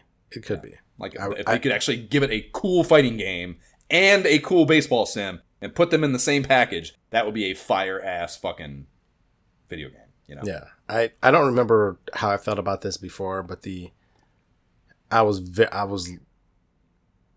fighting just left a lot to be desired to me. Yeah. Like, it just is not. I got to a fight. It didn't happen. I didn't know what triggered a fight and what didn't, because I was seemingly get to a base safely, and all of a sudden there's a fight, and then the robot killed me so quick with almost like he was on the turbo button, and I didn't have time to. And I was like, that was so unfair. No, it's very. You could get stuck in a broken, you're fucked loop, and you can't do it. Yeah, And I don't know enough about the battle system. I'm sure there's weapons, because that's the thing. Like, the different cyborg, it does do a good job of kind of the upgrade mechanics and differentiation. Like, there's different kinds of robots. They have different skills. And you get equipment that changes those skill capabilities and different attack methods and blah, blah, blah, blah, blah. Like, that stuff, like, there is variance there, but it's not varied enough, or not balanced enough, maybe I should say, to always feel good and not like, you're just stuck in this broken, getting your ass whipped loop, and there's nothing you can do about it. There's no solution, And that's, of course, never good. There should always be some way to execute and at least be competitive, if not actually able to win, a battle. But the shop stuff is cool. Winning, get money, and then you go and like actually develop players. Like, that's fucking a cool idea, and all that's pretty well done, I think, especially for the time. But getting down to like the moment to moment gameplay of both sides of it are just not that great, and it's such a fucking bummer, because the package from afar is like the dopest dime you've ever seen walking down the street, They just didn't land it. Yeah. They just didn't land it. Valiant effort, though. You can certainly see how, like, whoever would have pitched this at fucking Konami HQ, like, the fucking people sitting in the chair, like, let's do that. That sounds great. That sounds like a winner. The best GamePro TOC to date comes next, and then we have a very fun discussion topic after that in the form of a Comerica Games full pager that is roundabouts just them being salty as fuck that their legal battle with Nintendo has, at this time, relegated them to only being able to make the Game Genie available in Canada. And we've seen a lot of shit about this in the Pro News reports here in GamePro in recent issues, so this is not a new topic by any length, but the art is of that bootleg, on the ad, is of that bootleg ass superhero mascot that we've talked about, like, making the Game Genie feel so bootleg, and it's on the cover of the book that came with it and all that. It's got a big "Thank You Canada" covered in flames below him, which is just, I don't know, very direct, I suppose. And the copy at the bottom reads, "You wanted Game Genie," and this is like they like ellipses between these, and I don't really so know. Weird. Yeah, it's weird. I don't exactly know what the intent with that is, but you got, "You want Game Genie, ... totally, ... Nintendo didn't, ... drastic," and it's all capitals for that, and then ... They tried to stop us, ... bogus, in all capitals, ... They haven't, ... All awesome in all capitals, ... Genie's alive. ... Radical. Like, just a very fucking weird ass, Right. I don't know, piece of copywriting. Like, very fucking also bootleg. Like, just everything about fucking this company is bootleg as fuck. And it's so, you gotta, at some point, you gotta think it, like, is known and deliberate, you know, to some degree or another, I feel, that they couldn't just stumble into, or it's awfully unlikely they could just stumble into something feeling this fucking bootleg across the board in every way, shape, or form. What bootleg, dude? They have their mascot with flames around their logo. To them, they're looking at this like, this is dope. This is exactly, absolutely we fire. are fucking, and because they, you know, I'm pretty sure it was the last GamePro. They won their lawsuit in Canada, and we talked about how, like, it's not that they just haven't had an injunction placed on them. Like, they actually won the lawsuit or whatever. Yep. So they have, like, a confirmed win. We talked about how, like, that could and should maybe at least subconsciously, not the exact right word, but, you know, it's not like the American legal system is like, oh, Canada said it's fine, let's just roll. You know, right. But there is, like, some level of, like, oh, there is a precedent, even if it's not ours or within our legal system, that says they're in the right here. So that's got to affect it to some degree or another. So we say that, like, that's clearly a win, and, like, could make you feel good about, like, your potential here in the U.S. on this legal fucking battle. But, yeah. Well, Canada said it's okay. I'm just going to... Right, yeah, exactly. It's got to be fine. So, yeah, fucking, yeah, it's all so funny. And again, just the saltiness of it is just so glaringly apparent. But yeah, they probably are looking at their shit at the time and just like, again, that, just like we talked about the Konami ad, like the 90s, like, mentality was, or, you know, I don't know, that fucking company, the Coke company for razors, whatever the fuck it is, for, you know, just extreme. And like, you could, like, I don't know, there's not enough, you know what it is, dude? And like, this is just popping into my head now. So this is not a fully formed thought necessarily, but like, the feedback loop wasn't established enough yet that you could convince, you didn't have the immediate feedback like you do now. So like, if you make a dumb decision now or do something that is not up to par or whatever in some negative something or other, it's not good. However, in whatever way it might not be good, you don't get the immediate feedback like you do now. So like, you could just keep kind of you could get stuck in this loop of dumb, shitty things without knowing that you're doing it, because no one's there to tell you that you are, or the whole world isn't there to tell you are, like it is now. So you could, just keep going down this like rabbit spiral hole of fucking bootleg like they are, and just think it's cool and think it's awesome and think it's working. And you know, it is kind of working. They won the battle. They are selling them in Canada. They're gonna make money. So like, that's also part of it too. They also were like, whatever, it's fine. You know, like, I don't care how it looks as long as the fucking checks are cashing. Who gives a fuck, you know? So there's probably that part of it too. But yeah, probably, dude. That's all I imagine is like some spiky hair, shady, like con man, like businessman who owned this product in the background. Like, this is what we're going to do. We're going to take that ad. It's gonna be like, we're going to make it legal. So we're not going to say anything, but we're going to say enough to like stick it to them. With our logo, we're going to have flames. Fuck them. Yeah. Money's coming in. Yeah, exactly. Oh, precisely. Yeah, but there's no chill here at all with them in the slightest bit. So below that too, only available in Canada is below that in all red, and then they list off all the retail outlets north of the border that you can score it too. So again, it's just like, I don't know, just no chill, just no fucking chill with anything on this fucking page. Very funny. The advertising heater bonanza plods on from there. The next two pages are a spread from NEC for the TurboGrafx CD add-on for the TurboGrafx 16. And they don't bury the lead at all. The first page is a bad font choice, spelling out real big like, announcing something never before seen in a video game. Video. How clever. And they toss in a screenshot of that Sherlock Holmes mystery FMV game we saw, I believe, in the last GamePro and chatted about back then.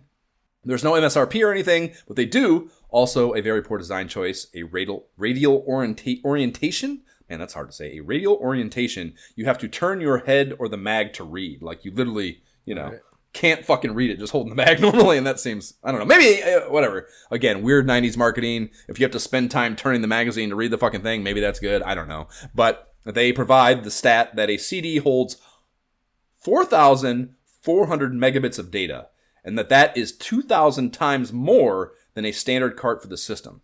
And bro, that's so many bits. That's so many bits. What are they going to do with all these bits, Jay? How are they possibly going to utilize all these fucking bits they have available to them now? It's fucking, I don't know, overwhelming to think about. What this really does for me is I can't fucking wait to start playing Sega CD games. That's what this is. I just can't wait to do that and start talking about how bad some of the FMV is and how much fun that's going to be. I just can't wait for that to happen in our lives. I'm really looking forward to that. It's crazy to think about that, even just CDs in general, and think that at the time it felt like, oh my gosh, how's that going to change the game? But like games like TurboGrafx 16 just fumbled the bag. Like their stuff was just whack. But then you see the later stuff. Clearly, PlayStation original took it and ran and was able to sell the public on that tag. Well, like, you know, yeah, I mean, it's different. But the problem is it was like a very binary switch because we're talking those bits. It's just storage. It's not implementation of what goes into that storage. The problem was the storage technology was ahead of the processing and essentially the processor technology. So what you could store was still shitty. That's what I mean. So they were just selling us on these whack looking videos in your game, and I like even seeing the snapshots. But dude, that was fuck you. Your thing. That's a modern perspective, dude. No, I remember even like the first gifts. They're still whack. Oh no. The screenshot, the idea that like those pixelated ass fucking, I had like, there were like, I got a hold, it was like 1992 or something on that fucking shitty computer. I got a hold, they were porn GIFs. They were like, what? Pixelated looping is like, 11 or 7 seconds of porn, but in a pixelated loop GIF format. And like, I remember, like the idea that could be something I could put on a 3.5-inch disc and like have was like mind blowing to me. And that's not a video game. No, it's not a video game. But the technology of the video, even in that incredibly archaic form, was okay. But beyond I'm sitting down to play a comprehension. video game versus I'm sitting down to see some titties. It's very different. Like that's not what I'm talking about. Sure. But just the video again, same level of fascination, even in like little tiny stilted moments in a video game. The idea that you would go from like, I don't give a shit how great a 16-bit game looks. We just played Sonic. It looks incredible. But that is not real live action video in your video game. Right. This shit worked to some degree because it was fascinating. My point is the reason I never cared about the TurboGrafx 16 and those types of things is that... Oh, because it was $1 million and was inaccessible. But that's not... What I'm saying is... Even the games themselves, when I looked at these video-based games at the time, they were just not at all, for me, at all something I was interested in. Like, when I think about PC games, which is the closest to this, they're actually games I wanted to play. Things are moving on the screen. Like, not every game is like that. Under the Killing Moon is not like that. It's static. But that's not the type of game this is. These games are much more like...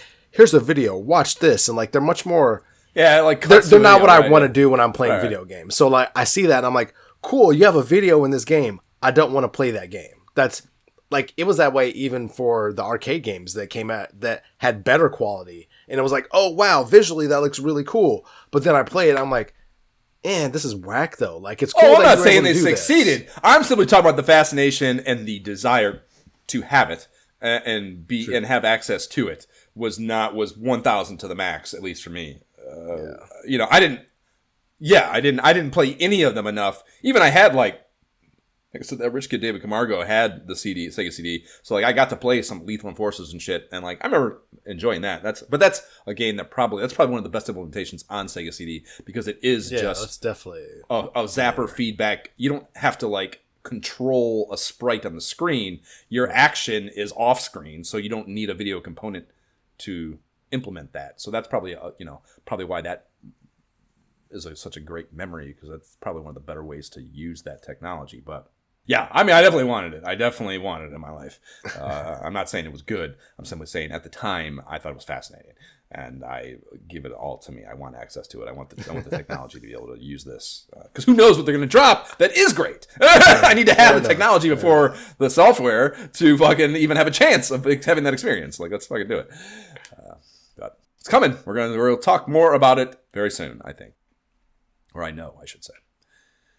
We finally get to some mag content on page 10, the letter from the GamePros, and the pros are exclaiming it's their 2-year anniversary right up front, and that means it's time for some changes. And they say that means more product coverage, so we shall see how that manifests. But the most tectonic shift here, in my opinion, is that they have changed the moniker for Pro Views to a way less fun Pro Reviews. That sucks. Why did they do that? That's terrible. Why do they want to change that? That's dumb.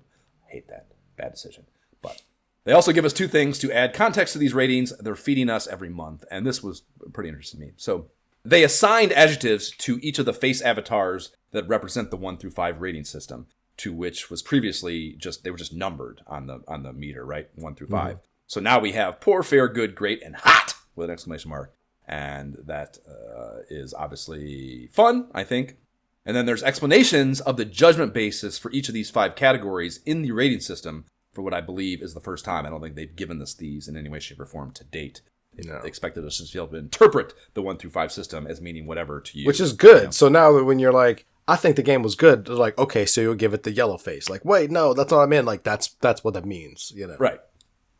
Tell us what you exactly. And it also just thinks that this all, because they're not just, yeah, exactly. They're telling you what these categories, again, the first 2, graphics and sound, obviously very easy to discern. But the other 3, there's some ambiguity to them. We've always talked about, like, what exactly does that mean? And just getting, even if it's obviously not universal, it's just what they internally are talking about at the time, those words meaning. Even within the confines of the GamePro walls, this has probably changed over the 2 years they've been making the magazine. You know, like, this is like, they probably for the first time sat down and talked about this to get these fucking words composed, and that's the first time they've really universally agreed on, or at least got to a democratic agreement on what they mean. And hopefully moving forward, they'll be implemented somewhat in that way. You're still going to have some creative license over each reviewer interpreting. It's all subjective at the end of the day. Right, precisely, right. But there's at least some level of alignment now that is, I thought, interesting, right?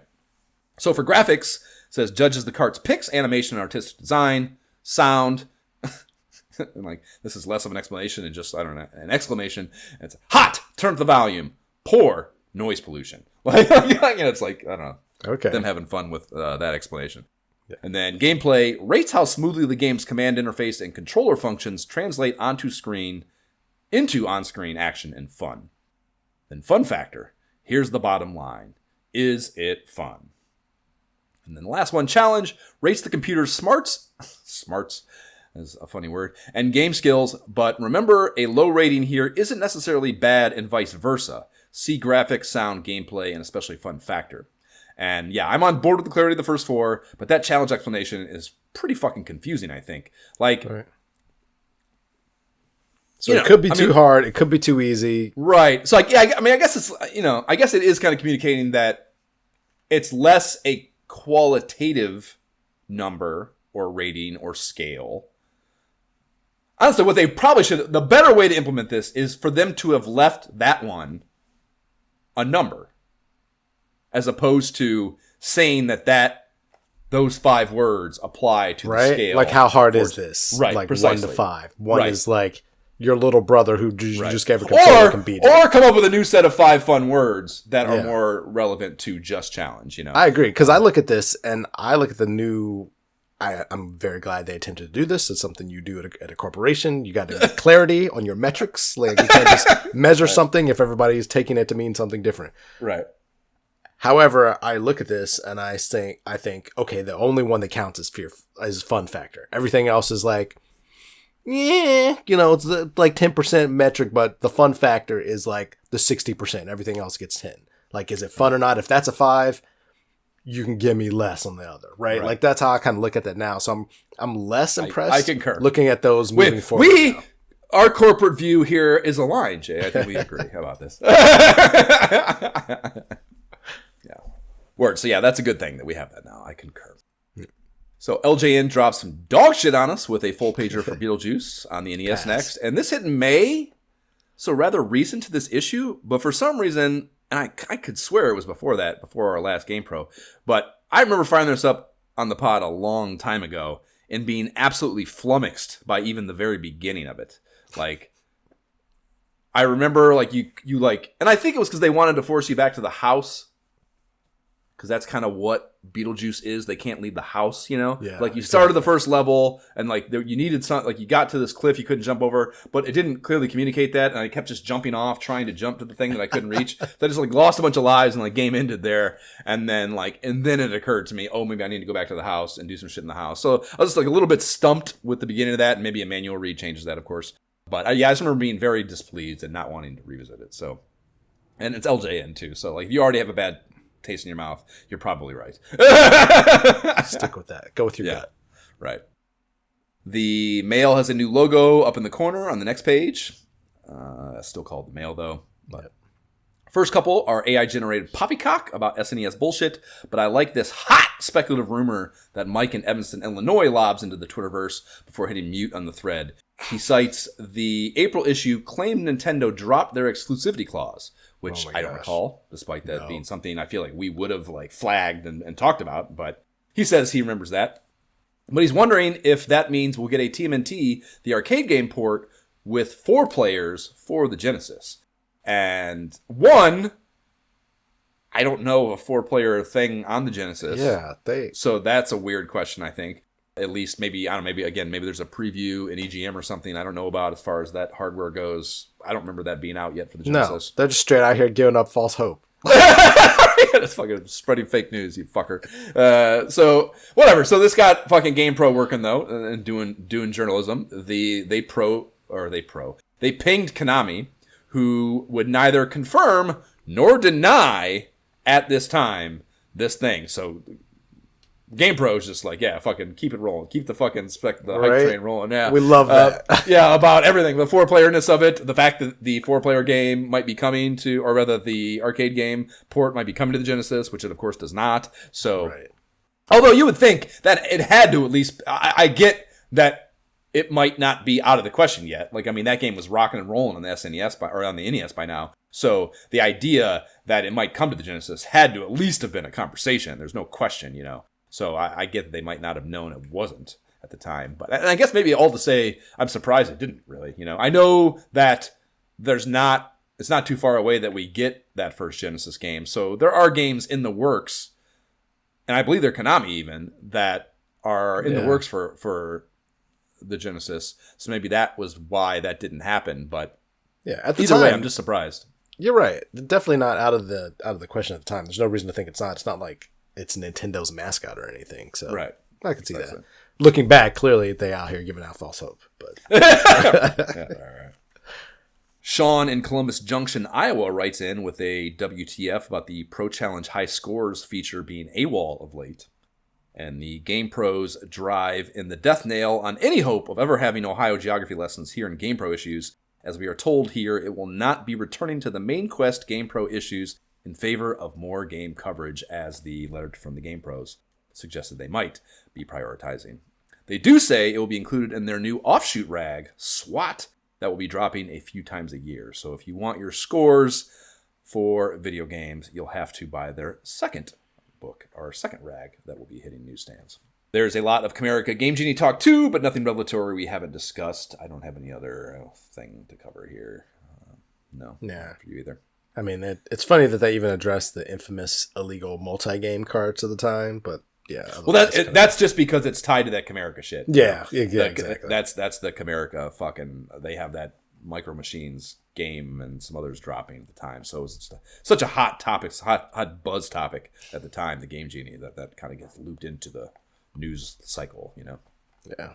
Cutting Edge now, and it's a rainbow of miscellaneous topics this time. First is a killer art design app for your Nintendo Entertainment System from THQ called Videomation. And it is just a lesser version of whatever the proto Photoshop was in 1991, but in cart form on the NES. And I'm guessing it's a THQ suggestion they are regurgitating, but they state that the way you save your art for future enjoyment is by recording it on a VCR you've piped your NES through on the way to the boob tube. And I had this like fucking thought the other day when right around when I was reading this, that like we were cavemen in the 90s, bro. We were fucking cavemen. Like it was something Amy and I were talking about, and I was just like, we were like, the shit that human beings were doing in the 90s was so archaic. Some of it was so fucking just like unfathomably stupid solutions for technology problems. Like unfucking believable. Yeah, like I don't know, like I mean, just think about that. Like a kid, it's also somewhat of a beautiful thought, of course, the kid enthusiasm and wanting to do this, but like, you know, you're sitting there making this fucking design on your fucking screen on your Nintendo, and you're like, this is cool. This is one I need this for later. Well, you know, I don't even remember the screenshots for this. It clearly had to suck, and there's no way anything was ever created with this application or this cartridge that needed to be saved for human history to review later on down the road. Just zero anything that was ever created with it that we needed again at any later point in time. And Go ahead. yeah, so the kid fucking sits there and they're like, I gotta get a tape. And they're like, they go around, they don't want to record over anything important, so they're like making business decisions about their fucking VHS, fucking tape library, things that they can get rid of or whatever. Maybe they even like get a tape. They're so excited about this that they actually have mom buy them a new one, or they have to steal one from the collection of fucking VHS tapes that have been bought for recording more important things. Yep. whatever the fucking flowchart is, it's all probably way heavier than it should have been. So much thought put into that process. Right, so exactly. And then sitting down and like, I mean, I don't know if you remember, I remember like trying to record, like the thing that this makes me think of actually is like early, like late middle school, early high school, when I was really fucking going off the deep end on the Bills, and like those late Jim Kelly years, and like trying to record things like NFL draft fucking, like I remember trying to record the Eric Moulds draft, the 1996 first round pick the Bills made, also the most talented Buffalo Bills receiver in history. Fuck you, Andre Reed fans, just so you know. If he'd have had a more stable quarterback situation, he would hold every record in the Buffalo Bills wide receiver record book. Anyways, trying to record that. And like, you know, you're like watching the fucking thing, and like, you know, like I remember like my VCR being like on here on the floor, and like at the big ass TV up here, and like, you know, you don't want anything, you don't want to record anything that like, you know, you don't have editing capabilities, so you don't want to record anything that's not relevant. So you need to start at like the exact moment, and you're like kind of guessing, but you don't get it right. You're like, oh, they're going to start talking about, oh, no, fuck, it's not the Bills yet. And like, oh, fuck, stop. And like, do I have enough time? Do I have enough time to stop and rewind and hit play and like get back to where I wanted to start this recording? Do I have that time? Probably not. I don't know when they might go to a commercial. I don't know. You know, like, how long is the commercial going to be? It's fucking a live broadcast. And like, there's just so many variables that like, so you're doing, you know, it's just so much work to record something onto a VCR tape, you know. The idea of doing that to record your shitty art project in this awful Photoshop proto app is just hilarious to me. What were you going to say about this? No, that is fucking great. I can imagine if I had this actually doing some art, like, I don't even know what that would be like, but if you had some cool thing, it'd be like, Mom and Dad, have a seat. We're going through my art show. Like, just imagine you sit down, like, how long is this going to be? Like, I got some stuff to show you. But then I think about like my middle son. Oh my gosh, like, he already wants us, or used to much more until we kind of talked him down after a while. He used to want us to take pictures of every single thing he had drawn. Like, first he wanted to keep them all, and we're like, you can't, you got stacks of paper. Like, do you really care about this picture you drew when you were like 4? Yes, I wouldn't be talking to you about it, Dad, if I didn't fucking care about it. But like, the amount of time that now that we've had to take pictures of stuff he's drawn, if he had this, the space, like, we'd have to just sit down and just like, here's all the stuff I've drawn. They're all on this cassette. I've got cassettes. Right, yeah. Multiple. I'm not saying you should dedicate the time to it, but it can't be hard to give him the cataloging technology for him to do it on his own, you know? And I will say, like, one of my, I don't want to call it my most prized possessions, but one of the things that I get the biggest kick out of looking at as an adult is, I've talked about it before, that school days book I had that was like, it was just a random smattering of things saved from each grade. And then on the 2 pages, you know, you have your school picture, and then you were supposed to yourself write in answers to all these questions about your hobbies. And yeah, we had one too. I had one too. Okay, yeah. So it's just like a diary entry, essentially, school-related diary annual from like kindergarten all the way through. Right, precisely. And like that, I still have it. It's one of the few things I've bothered to keep from like kid just random shit. And like, yeah, I would never want to lose that, because it is just, when you open that up and go through it, you trying to like visualize that the thing in your fucking head, the brain that runs your show, did these things is crazy, you know, and like that is an extension. It's a digital modernization of that idea that you should certainly allow him give him the tools to do. I'm not saying, you can't spend the time to do it, but like so much. There's so much. Just give him a phone just for that or something, just whatever. Let him do it and catalog it however he wants, and he'll fall off. He'll get bored of it eventually, but that device will persist, and at some point or another, he'll be glad he has it. And well, in a way, we did that. So I gave him my old iPad when I got the new one. And so we had to restrict it. There you go. Like there was That's all the space was gone. All the space was used up from all these pictures. It's like it's gotta be like something you really want to keep. Like, cause you're just, every time you draw a stick figure or whatever, like all the space is gone. This is an old iPad. We're not buying another one. That's also probably a good, exercise, like a development exercise to learn to, the simplest form, I guess, is just prioritizing, but like, managing resources. That's what it is. It's kind of like a resource management exercise, which is a good skill to have, probably. Like, we don't have unlimited card stock, man. This is more expensive than the good paper. You're just like, whatever. We got. Is this something you really want to work on? Measure twice, cut once, bro. Yeah. Yeah, that's what that is. Yeah. Like, we need to go to the art store again. We just went last week. What do you mean? I am a burgeoning creative being, Dad. I need to let me express myself. I need to express myself. Yeah. So at the end of this, it is teased that THQ, the developer of it, has a 16-bit version of this plan too. And yes, R&D 1 is fucking stealing it from you and calling it Mario Paint, motherfuckers. That's what that is.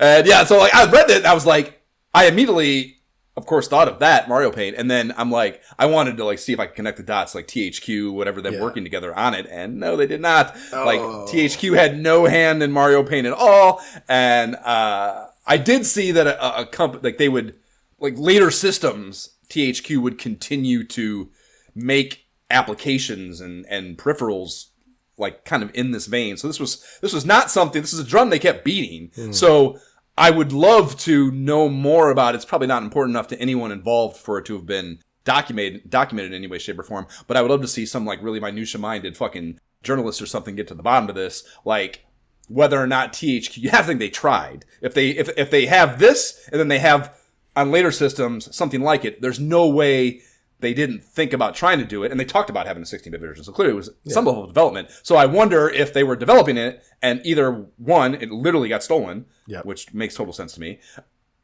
or sniped corporate fucking somehow or another, or if they just gave up because it was whatever for whatever reason. Like I would just love to know the reasoning behind it not existing for the 16-bit, because I guess it was the Wii, Xbox 360, PS3 generation. They made something called the U-Draw game tablet that was like a whole peripheral that was like essentially a drawing tablet that piped into these systems, So that also probably awful, but probably also seemingly cool to people who would be minded towards that at the time that didn't have the tools, the productivity tools for that on their desktop, or didn't know that they wanted that, I guess, Oh, I could absolutely Or was just a kid, clearly. Yeah, I could absolutely see a scenario when somebody, an exec at Nintendo, whoever in charge of content, planning ahead, looking at the landscape and be like, all right, what do we have? We have our Mario plan. We have puzzle games. We got this racing game, F-Zero. And what Nintendo do we got in there? Right, Nintendo loves making shitty peripherals that only fucking work for one thing too. So that allowed them to create the mouse and sell the mouse, So yeah, they were probably super hot on that, and they probably did just steal it, Oh yeah, like can we slap Mario on it? Done. Like slap Mario on whatever we need, and we'll sold, sell. Yeah. It'll sell. What is your competitive likelihood once we put Mario on it, bitch? You might want to just exactly. You might want to just hang it up. All right. The next thing the Wiz is covering here are some hilarious controller peripherals that are entire chairs with controllers built into them. And this is, I posted a lot. This was, I got a whole tangent on this. Like the 90s were so unhinged that this shit existed, dude. I posted a bunch about this on the socials. If you didn't see a flyby and you are listening to this, I highly recommend going and look at these videos. But the first one is NES only, and it's called the Hot Seat from a company calling themselves Power 10. And the chair is mounted on a sort of motion sensor that you enact by leaning in the direction you'd like to move. So that acts as your D-pad by like physically moving your body lean in the chair. And there's a joystick manufactured by QuickJoy. So it's not even like an in-house thing. They like just took another manufacturer's joystick and they like built it into a little armrest that is by default on the right side, but it did have like pre-drillings that allowed you to move to the left if you wanted to. So whatever, it's just like the Gaming Historian, actually, which is a great video game documentarian. If you're not familiar, definitely check out his channel on YouTube. But he did a little 7-minute doc on this, and the link's in the show notes, of course. He lays out that it's definitely cheaply made and hand assembled even. So like this like was not even like a long run manufactured thing. Like this was like enough of a startup idea that someone was just making these in their garage or some shit. And that all said, surprisingly, and he's a pretty critical eye, I'd say, he doesn't fuck around. He doesn't, there'd be, whatever. He doesn't mince words. He says it works better than he fucking thought it would, so it actually kind of fucking works. And yeah, like what did he test? Like he was, of course, like it's, joysticky and like you're sitting in a cockpit. So it's like flying games or like the obvious. Yeah, flying or racing otherwise. Right. Why? Yeah, I mean, he said, not a total trash fire. The distribution on it was spot. Like he does his research too, and the distribution was pretty spotty on it. Like he found, like it was, there are the limited places that could actually find prices. It was like different prices, different places. So again, just no standardization that would come from like a really corporate approach to marketing this in any way, shape, or form. He saw examples of them getting rental stores to take it on and like rent it as a way to distribute it too. So they were trying creative solutions for getting it out there, but it didn't really fucking land with any level of success. And it was the only thing, the only product that the company ever made. The second one is another chair peripheral called the Simulator 1 from a company called Creatively Simulator Technology. Their marketing tagline is, it's like sitting on a joystick. That's the quote that Wiz here kicks off with. He says, qualifies it with, it's not as funny as it sounds. So this one looks a little different. It has a footrest that keeps your feet off the ground and appears to be made with an aluminum frame thing that makes it look at least a little bit more durable. And kind of like, honestly, it kind of looks like exercise equipment to me to some degree. Yeah. With the design style. It operates very similar though. It's, leaning on your chair. It's the D-pad. Buttons are spread across the two. It's got two hand grips, so both hands are used. It's not a right or left deal that stick up on both sides. And the MSRP on this one is $189, and it says Genesis and T16 versions are due out in the summer, and then SNES one is in the hopper as well. And the internet says the Genesis one did make it out, so this did exist as well. And I found a YouTuber going by Retro Gamer Boy that has a doc about restoring. Actually, he bought one and got it back to perfect working condition.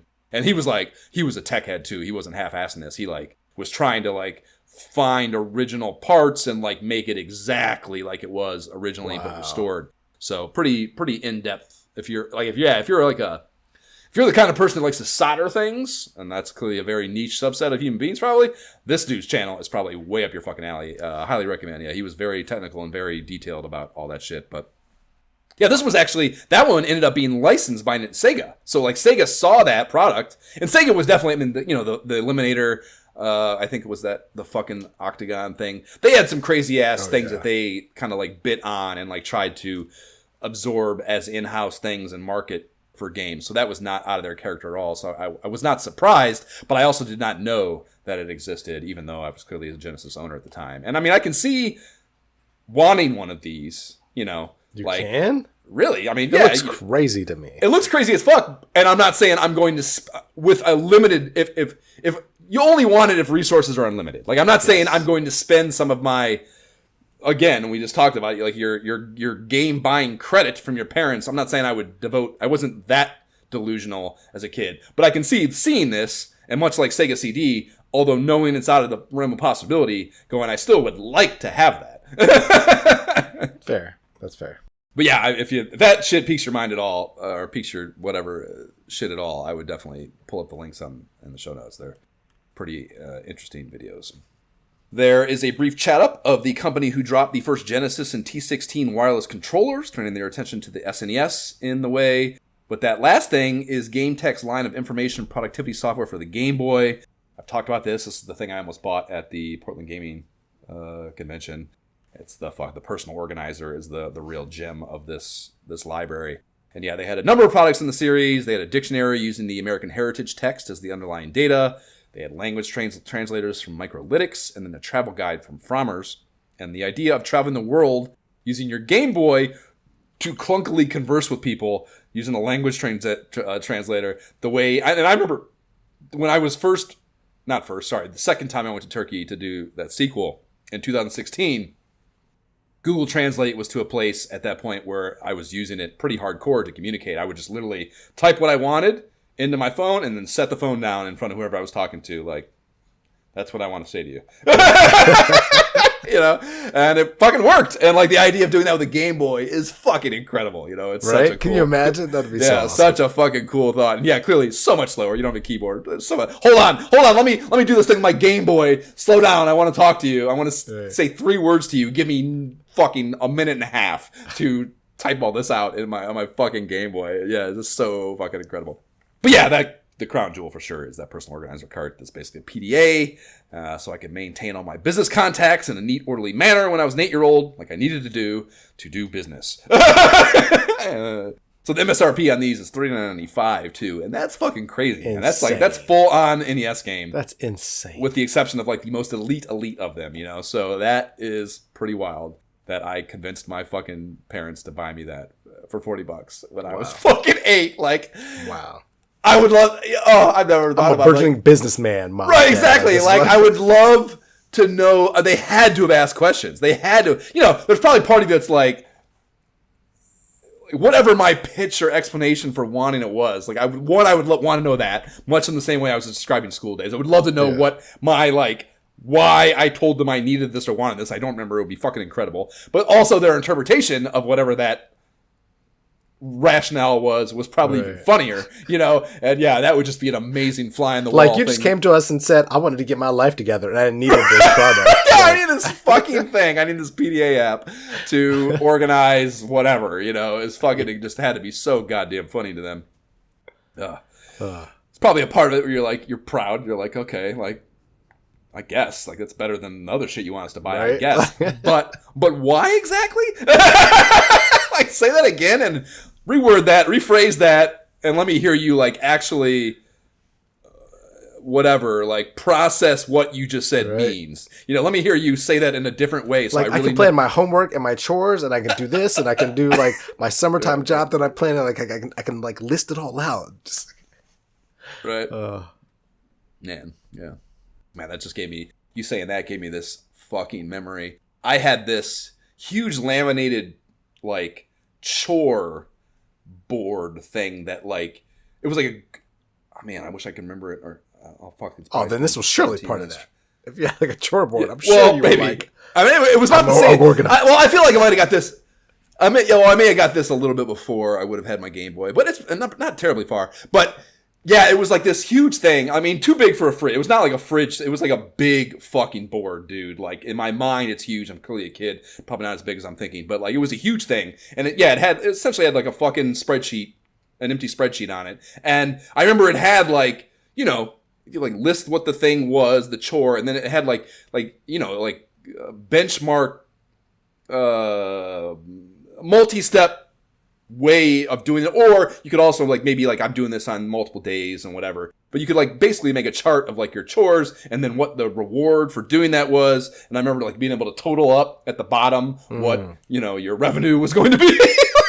I was such a psycho kid. I can't imagine fucking what the hell my mentality might have been for something like that, and how probably annoying that's the thing, like probably how annoying I actually was about like creating the goal system that I wanted to put on that board, and like making my parents part of that was probably hilarious. Or my mom, I should say. My dad was not participating at all, but that's a good memory. The Adventures of GamePro continues its foray into the world of Bonk this month, and Todd is told by Zardoth that he must get back to Earth because Stalker has just rolled into his apartment where his dog is, but that he can't help a brother out on that, and Todd will have to prance, as Todd refers to it, around in Bonk's adventure to get power-ups that will allow him to make the jump back to Earth on his very own. Bonk talks like Bubba from DuckTales. Right? Of course. It's like, what? That's kind of cute, I thought. So Stalker snoops around in his office, where he gets a good gander at Todd's frumpy little PC. That's probably a 20 megahertz 386XX with 2 megabytes of RAM for sure. The fucking loser that he is. And he finds a picture of Todd's girl, Kelly, just before he, or rather she, conveniently knocks on Todd's apartment door because they have a show to go to at 8 o'clock. And then Stalker captures this opportunity and shapeshifts. Didn't know that was a skill set he had, but okay. So he shapeshifts into Todd's stunt double with red eyes. So how could she not tell? But whatever. And he lets her in just before we get the to be continued panel. So, dun dun dun! We shall see what Stalker does with Kelly next time.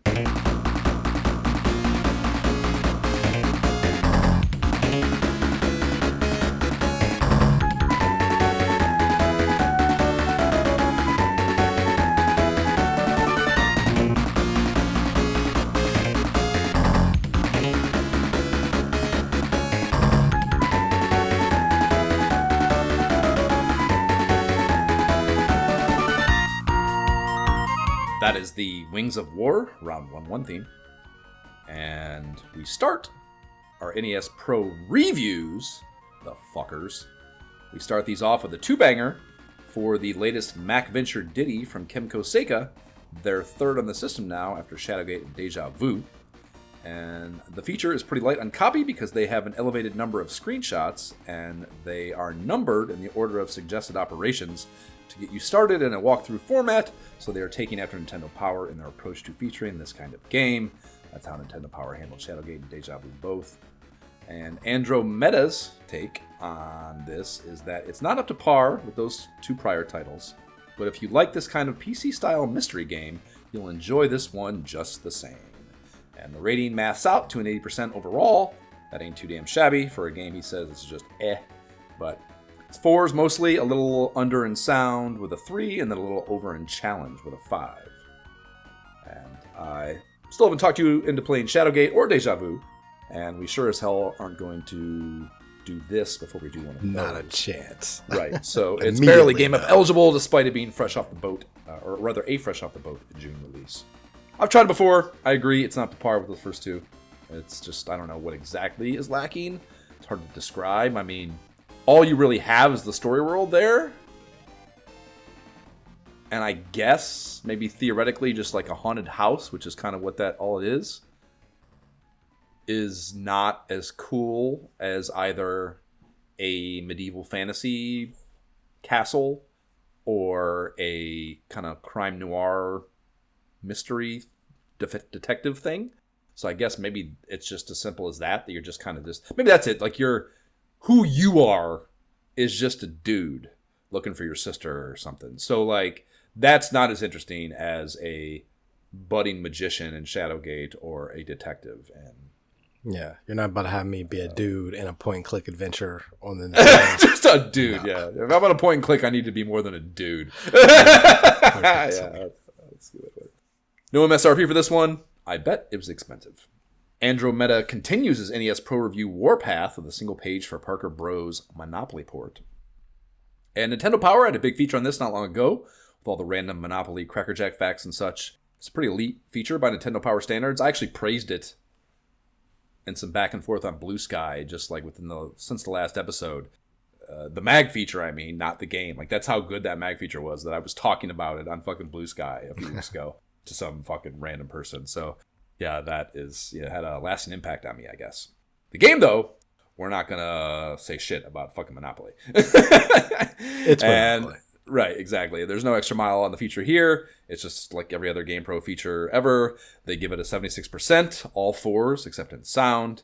And if you judge on the spectrum of a board game genre game, that's probably right, I suppose. If you look at it against NES games on the whole, ain't no fucking way 76% is where I'm at on that. But I thought, so we have that Nintendo Power feature. I went back and checked. Nintendo Power gave it a 71.5%. So that's a 4.5% difference if you're not good at math. They do mention Donald Trump in a positive light in the opening blurb, and that aged like milk sitting in desert sun Andromeda. Come on, bro. Right. At least it's cheap. $32.95 MSRP is right, probably, for a video game, or rather a board game. The staple Ultimate Quest of the Avatar NES port ad. That's carrying us over to a page on Konami's The Lone Ranger. And the biggest thing I got out of this, seeing as it got a multi-page deal in the last Nintendo Power when we played it, is that there is a first-person gunfighting aspect to the game that I do not recall gathering from the Nintendo Power feature, nor did I see it when I, albeit briefly, played the game myself. This shooting thing looks about as solid as you'd expect for an NES cart where so much is going on. Slasher Quan, actually, and I love this, cites Bayou Billy in the column, another overly diversified Konami cart. So that makes me feel seen, that's kind of the benchmark for that kind of diversified card game. I always talk about that, so that was cool, I thought, to see. The rating aggregate is a 72%, alternating 4-3-4-3-4. And Quan says the music outside of the title theme can be downright cheesy. And that was probably true. I think we were saying the fucking William Tell Overture, or whatever it is, that the Lone Ranger theme was dope, but everything else was pretty bleh about it. So music certainly falls into that bucket as well. And that 72% is just a C hair below Nintendo Power's 73.5%, which I think if you think about the whole ecosystem, is not surprising that two peas in the pod, like Konami and Nintendo, might be scratching each other's back on a rating a little more than GamePro would be willing to. So I thought that kind of made whatever sense. And that has a $49.95 MSRP for the 3 meg MMC3 chip offering. A solid Trade West full pager for the previously touched on high speed stands between that and an American Sammy Vice Project Doom Pro review. And this opening paragraph of the story setup is much less sanitized than Nintendo Power presented, I would say. They actually kind of give you the, the brass tacks of this story world, which we talked about was clearly more mature than a lot of NES games at the time, So this goes, Earthbound extraterrestrials are secretly synthesizing a potent neon green gel for nourishment. After discovering its intoxicating effect, humans go gaga over the goo, even though the long-term abuse proves fatal. The aliens have decided to cash in big time, and now the world has a massive green gel problem. And AKA Crackdemic, war on drugs shit here, which was able to be, we could tell that's what it was about in the Nintendo Power, but they didn't say it nearly as explicitly, I think. Riff Raff, our reviewer, almost immediately gets to the elephant in the room, the exact thing we were just talking about regarding Lone Ranger. Apparently this was a development trend of the time, and that's game mode diversification on a cart.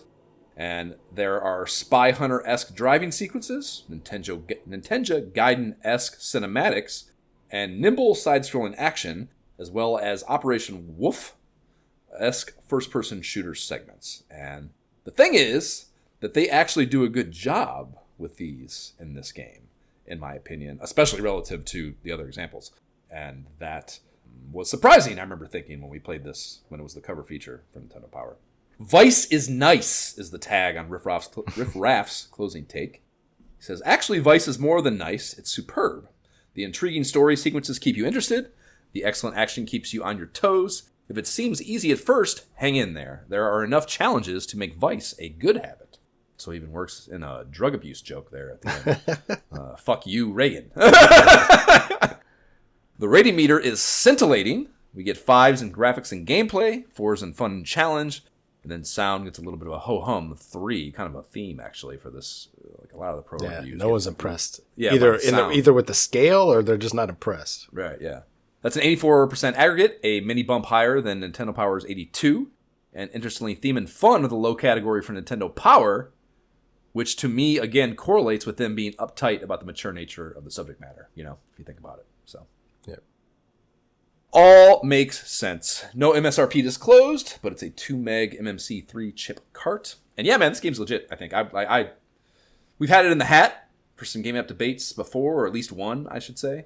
But it might be time to take the leap, particularly given our option set here. That is very true. Or at least, I guess I should say, at the time, at this point in the mag, halfway through-ish is where we are here, I was kind of thinking that the option set was limited. It gets better pretty soon, but I was a little worried at this time. But it definitely warrants conversation. I think the game has enough going on to warrant the conversation. I agree. A full pager for the links after that. Pretty nice looking on-screen shot of Rygar gameplay here. That Sun Mountain combo in the background looks great, I think. And especially for a handheld. And they have 16 title box art cover lineup down below. And we have Gauntlet, we have Klax, we have Rampage, Miss Pac-Man, even Todd's Adventures in Slime World, or whatever it's called.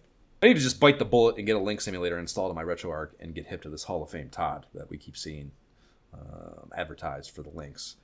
Particularly seeing, as it's talked about, as like a good game. You know, I really need to try it out. Yep, you definitely should and report back. Yeah, yeah. You're not gonna get the Link simulator, bro. I don't know. I've thought about it. I think you should. It just sucks knowing where it ends, knowing or how it ends up. Because I look at this, and it feels momentum-wise. If I think about like if I just stop at the timeline of our podcast, they've got a bunch of games going on now. It seems like they're colored. Like why wouldn't the only drawback, if you so to speak, right now is the name Atari. But like it seems like it's a good thing. So right. Yeah. I mean, clearly. Even in the it's handheld, so even in the landscape of where in our timeline here, it's probably going to feel a little meh. But I'm intrigued just to kind of just see it in action enough to whatever take a look at it, and it's worth installing a fucking core that takes like 9 seconds probably. Yeah. So. The Spam Weasel is handling our last NES Pro review next. Fantastic handle to do your work under, I would say. Spam Weasel. And the game is Bandai's The Rocketeer, Disney film marketing schlock. Ugh. And there is zero editorial to this piece. I don't know if you clocked that. There's no opinions in the copywriting at all. None. No rating meter, no nothing of any interest whatsoever about this feature. There's just pitch copy that was probably feeding tubed to Spam Weasel here by Bandai, For sure. It's like, this is the copy you're going to use. Right. Yeah, that's Here it is. Here's the check. Yeah. Which actually, I don't recall seeing the Spam Weasel ever. Right. Before. I was just going to say maybe that was the reason why they have that nickname. Like, all right, for anything that. Well, exactly. That's exactly what I was going to say. Is that it's GamePro's way of like maintaining some artistic integrity. That they're like, this is under this fucking name, and like Disney and Bandai are not going to be able to discern this, right? Because how are you going to take that, differentiate that from Andromeda versus like Turtle Boy or whatever? Yeah, Turtle Boy, right? Yeah, exactly. Yeah, and that's exactly what I thought about it. That it was like their like internal way of like making it okay to be this fucking schlock merchant. 100%. But yeah, other than the dick meme I got out of this game.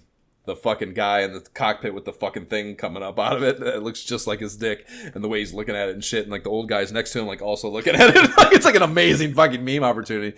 But other than that, every other media iteration of the Rocketeer IP is something I do not want anywhere near me. I actually saw, it was funny, I think it was a Blue Sky post or something, but the He-Man movie, I saw someone just made a remark about how like this is exactly the same thing as when the boomers thought that Dick Tracy and Hudson Hawk, which this is why this stood out to me and probably why the internet showed it to me, because I was maybe mumbling the words Hudson Hawk to myself from the contest at the end of this issue. And yeah, this is exactly what the boomers thought when they were putting out video games for children for Dick Tracy and Hudson Hawk. Like, just completely fucking out of touch with what a kid wants to. Do your kid? That's actually a great question. You have kids. Do any of them want to go see He-Man?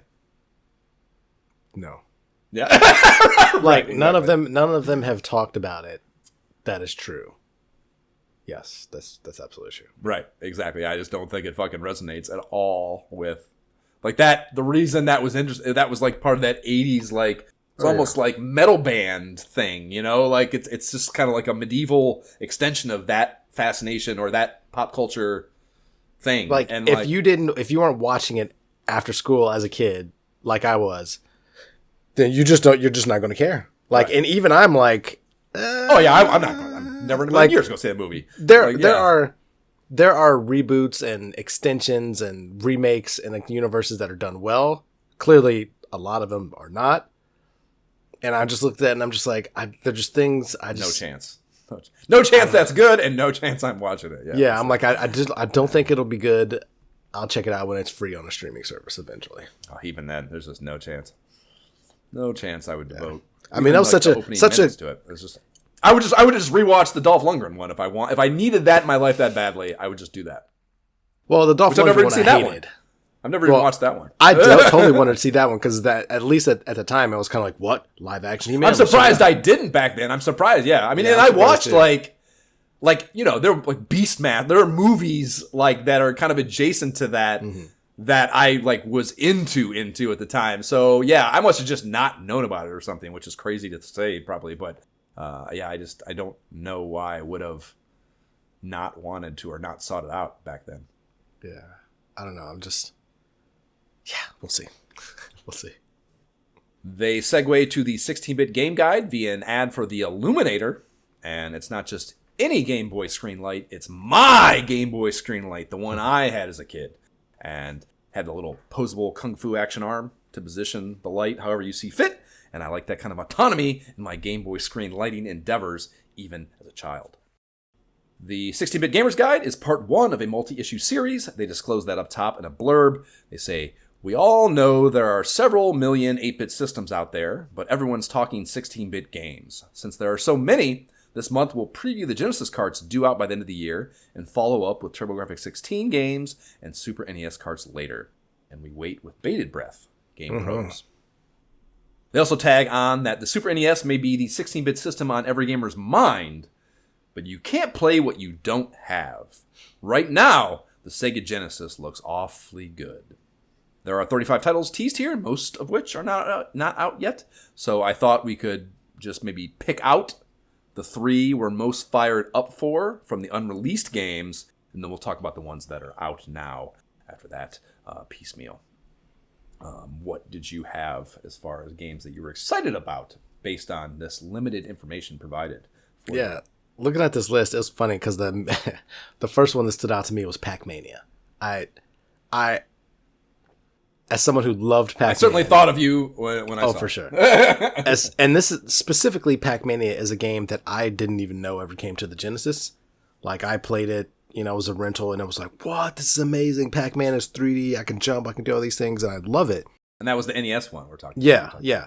So I'd love to see what actual promotion there was around this beloved game of mine, because I never saw it like promoted as like this big thing you can go buy. Like, so I'm just interested to see what that's how those games work, though. They thought that the reason they made so many of those, like, I actually just listened to one of the podcasts I listened to, Tadpog did a game called Pack Attack. Have you heard of this? Yeah. Oh yeah. Because it's from Pac-Man Museum Plus, like it's one of those. Yeah, I know. It's included. Okay, so it's like Tetris, it's like Pac-Man Tetris. Yeah. Like a puzzle game, Yeah. So whatever. They just made all those games because they thought that Pac-Man was such an IP that they didn't need to market it. They could just make it, and it would sit on shelves, and because it was Pac-Man, people would buy it, So that's why there were so many of them, I think.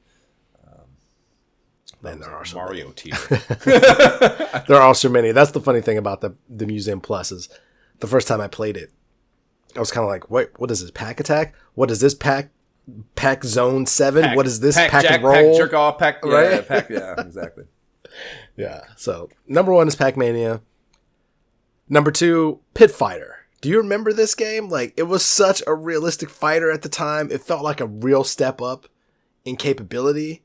And, especially right when those fighting games were really starting to explode, and it was a different one because it looked realistic. And I wasn't hip yet. We talked about this when we talked about whatever that other weird-ass one was. What the fuck was that called? I don't know. There's a lot of them. I forgot which one we were talking about at the time. But this was... I don't know. It stood out a bit from just like the schlock that just was everywhere that you just played and you're like, yeah, this is another fighter. It was. Well, I think it was an arcade hit, and it was the first one that was an arcade hit, and that obviously gets people talking about it, especially if you're tuned into the landscape. Yes, and at the time, if it's on the arcades, bring it home. Let me play it at home. So definitely interested in seeing that. And then Spider-Man, clearly iconic game. Everybody's had the game. I didn't own a Genesis, and I still played the game. Forever, too. It's taken them fucking forever to get it out. It's fucking taken so long. Excellence takes time. Excellence takes time. That's true. And I don't know anyone to that point who didn't like that game. I just not. They have to exist, But in my experience, everyone I talked to, and again, I didn't even own a Genesis, but when I played, I was like, wow, that Spider-Man game. It was cool. I mean, like I said, Jab had this, and yeah, I've been looking forward to it dropping because I do want to play it because that, again, that the whole taking pictures aspect thing where you like have to do the Peter Parker shit too was a cool game mechanic. And yeah, it looked good, especially for the time. The controls, in my mind, they're better than they are. I've tried firing this up within the last however long, and I remember thinking like, oh, this is a little stilted. But I definitely want to talk about it later and certainly at least hash out whether or not it becomes a game app kind of thing. So yeah, that was one of mine as well. That was my last one. Nice. So good transition, over some overlap there. Yes. So my other two, it's beating a dead horse at this point. Me talking about its place in my childhood early Genesis library and how great I think it is, but it's out in July and I can't wait to game up this shit. But Alien Storm is the first one. Yep. And then baseball shit is basically the other thing. So like Tommy Lasorda is a pretty meh game. So we haven't really had a baseball game on the Genesis that's of any whatever interest to me or worth talking about for the purpose of the game app anyways. And I wouldn't mind finding a good baseball game for the Genesis. So the RBI franchise, I trust a great deal. You know, the first two on the Genesis or on the Nintendo rather are fantastic. Yep. We game up two, in fact. So the third one here coming in July has me a little excited. Nice. I also thought the Hardballs that we'll talk about here because it is actually out. Hardball was another series that I remember hearing about on the Genesis, but never really fucking with. And like we'll get there when we get to the game. I'll talk about it more, I guess. But like. Yeah, that also, seeing it here, I was like, ooh, so we got a little bit some So you found baseball Hardball then. I couldn't find the ROM. I could only find 94, 95. I was so right. Okay, so yeah, I did find so okay. That's we'll talk about that when we get there. But some other honorable mentions for me out of these. Fantasia, obviously, it's kind of obvious. I didn't feel like clearly we're gonna fucking be excited about that, given how great Castle of Illusion was. Yep. And then that sci-fi RPG Blue Almanac kind of perked my antenna up. And then Fairy Tale for the nostalgia, even though I know it's fucking terrible, the EA game. We also have Might and Magic 2 and Phantasy Star 3 here for side quest conversations, but that's not. We have enough on our plate right now as far as side questing goes, so no reason to get into that. So yeah, let's hit on the games that are June releases. Out of this now, we have Sunsoft's Batman, and we got into this in that Sega Visions we last went through. And it's visually solid, gameplay feels like shit, and definitely not fluid and agile like Batman should be, but it does look fucking great. Yep.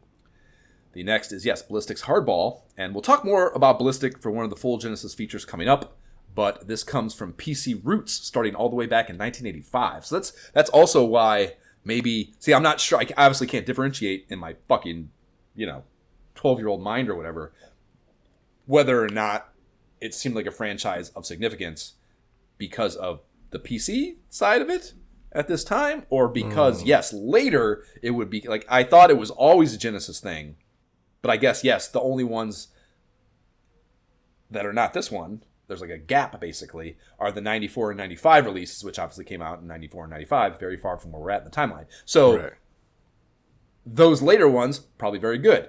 This first one, not very good. And it's just, you can feel the PC port of it, and the fact that it's a port of a game that was made in 1985, no less. Like, all that is in there, So, it's kind of, it makes a lot of sense to me that this was bad enough to kind of, whatever, and sold poorly enough to kind of like be like, we need to go back to the drawing board and revisit this later down the line, when whatever, we're better at making video games or whatever the fuck it was. That probably the 94 and 95 ones, I'm guessing, pretty fucking good. And that's why, that was also kind of when I was like starting to cash out of Genesis too. So the idea that could have just been happening, after I'm a little bit out of it and I just hear people talking about Hardball and seeing commercials for Hardball and blah, blah, blah. And that's kind of what I'm remembering is also maybe my thought with that a little bit. But yeah, not fucking very good. There's some gooder, some badder relative to Tommy Lasorda, I would say. Actually, I was so curious that I gave myself a refresher on Tommy Lasorda also, just to like make sure that I was like placing this game's quality in the right context. But so basically the batting is way shittier. you're looking at an angled view that's kind of from the pitcher's perspective, but not exactly. So like you don't have like a straight on view of the batter's box, you know, whether that's in like, you see it where you're like directly behind the batter and you kind of got like the vertical or the horizontal, whatever to frame of reference to obviously whether or not you want to fucking swing or not. Right. And then you also have the straight, even like bases loaded 2, which kind of did that like behind the pitcher thing that they're kind of doing here. But you still had a straight-on view of the batter's box, so you could make a good, educated decision within the nanosecond you have to make it after the pitch is thrown, right? Or as the pitch is being thrown. So that is it was just very disorienting, the batting, I thought. So that's definitely shittier. The fielding is better. It's kind of an angled deal that shows depth, where Tommy Lasorda had a horrible, like, straight top-down view of fielding, which is so bad. I forgot how fucking awful that was. So it's so bad. Yeah, a little bit better there. And then there were some cool practice modes and shit, too. There's, like, batting cage shit and pitching, whatever. So, like, you can, like, practice with some cool modes and get better at the kind of mechanics, and I'm sure you would, batting included, with that experience. But, yeah, all to say that, all in all, I hope RBI is better than both of those games. Yes, gotta be. Kage-Ki is that goofy Sage's Creation arena brawler arcade port that has no business being as fun as it is, that we talked about some time ago. Yes. I think that was in the last Sega Visions, where you're kind of going floor to floor on the building, you know? Yep. With the goofy animations and kind of funny dialogue and shit. There is another unlicensed accolade by way of ballistic title called Onslaught. It's a Dungeons and Dragons-y themed side-scrolling action game. And the description and screenshot had me thinking kind of Roston-like, which is a positive thing to associate with, even though that association also made me think of Roston 2, which was a terrible game app game that we did. But the first one was cool, even all the way back on the SMS, and I love the arcade version. So that is, a good association still in the macro for me. And Onslaught is also a great fucking video game name. I kind of like that too. It's just a cool name, I thought. PC roots, though, originally an 89 Amiga release. And the game is pretty bananas. The PC origin edges were not sanded down enough to soften it for console consumption, which is always the problem with these. It's definitely got that fucking stilted thing going on. You played it, I presume? No, also couldn't find a ROM of this. There were like 3 games. They're on license, man. You got to go to Vims. You're on Vims? Yeah, it's not there. You got to go to the search box. Their licensed games aren't in the letter by letter lists. You got to type them into the search box. I should have told you that. Yeah, if you click on the little search tool, and they actually have a U next to them when they pull up in the search query thing. So yeah, any unlicensed games, which that's the thing about Ballistic, and we'll talk about it. It's interesting, I think, kind of a whatever industry topic that we can get into later with Star Control, but. Yeah, it is on there. You just have to look a little harder, I guess. So there's some confusing map shit going on before you can even start playing. I'm not sure it shows you a map and you can kind of like select, you can select where you go. And there's like, to the left, you can go to this water temple. I went to that first and like, it was like a boss battle immediately. And I didn't really understand what was happening. I died and it was kind of clunky and goofy. And then it wasn't a side scroll at all. Basically, it was like you were like a flying, just a hand. You were like a disembodied hand flying around, battling this dragon fucking thing or something. It was fucking weird. And then to the right was a side scrolling deal, and it was like the stage starts and like it's like the castle is under siege already, and you are this very Roston looking motherfucker actually. And there's just a fucking guys everywhere and you're jumping around trying to kill them, and it's like it had verticality to it. It wasn't just like a side scroller. It was just a weird feeling. And then on top of that kind of goofy progression to it, your controls is fucked up. Like the attack mechanics were goofy, hitboxes were goofy. It was stilted and slow. Yeah, it clearly a PC game that they didn't do a good job of bringing over to a console. Yeah, it looks like that. It definitely looks like. Yeah, I could see all that for sure. Right. What's that? What's the one? I think it's EA Storm, the one with the goofy naked fairies. Stormlord. Yeah. That's exactly what it felt like to me. Same exact kind of vibe. Yeah, it looks like. Yeah. Next one is Taito. Has a side-scrolling space shooter, Seigaya, that's described as an almost legendary shooter in Japan after calling it gorgeous. So those are pretty high words of high praise. And it's got decent Moby rankings for both it and the SMS port. So I was thinking maybe there's something worth talking about here. And, gorgeous is probably too glowing of praise about the visuals. It's not like it's fucking perfect game Gai-Res, which I also can't pronounce. Right. Despite the name similarity. But it is a very good and satisfying to play shmup. The space shmup golden age here in the early Genesis continues, I would say. You tried this one, right? Yeah. This is definitely a fun flying shooter for sure. Yeah. Darius 2 is the name in Japan. That is also called. Yep. Pretty good. Street Smart is that's the one I was actually trying to think of. I think that arena brawler. And yeah, it's a Traco published SNK coin-op port that grooms children to become lifelong gambling degenerates. You can bet on the fights before you have them, which is an interesting thing. It's crazy, weird. Right? Yeah. But it's not a good game either. No, not at all. Yeah, and then Twin Cobra is another Taito shooter, but this time we have to get in the chopper. Right. And yeah, this is an arcade port they brought to basically everything back then. And continue to do so to this day, actually. There is a 2026 release on a platform called Antstream, whatever the fuck that is. Do your kids have that? What the fuck is an Antstream? No, Antstream is it's like this, basically a retro catalog thing where you subscribe to it and you can play all these retro games. Interesting. How have they not gotten to me yet? What a bad job of marketing they're doing. Well, because you can do it, you could just emulate. I'm not saying I would have bought it, but the idea that they haven't tried to market to me in some way, shape, or form is a really bad job. Yeah, that is surprising. But it's also different. Like to me, the benefit is like if I bought it for my Xbox, so then I'm like I can play it all on my console. I can play everything that I could ever want to play retro-wise on my console. Like if you're a PC person and you're regularly emulating things, I don't know that you would need that. But when I'm scrolling through and I'm looking at it on an Xbox store. In the past, it's been on like a deep sale, and I've thought about it like, I've thought long and hard about it. And then so there's license, so it actually licensed the games that you're not playing. You can't put ROMs. Okay. Yeah. Copy that. Yeah, this iteration was deemed valuable enough at Sega HQ for them to publish it in-house even. So this was a title game, but they were like, this is good.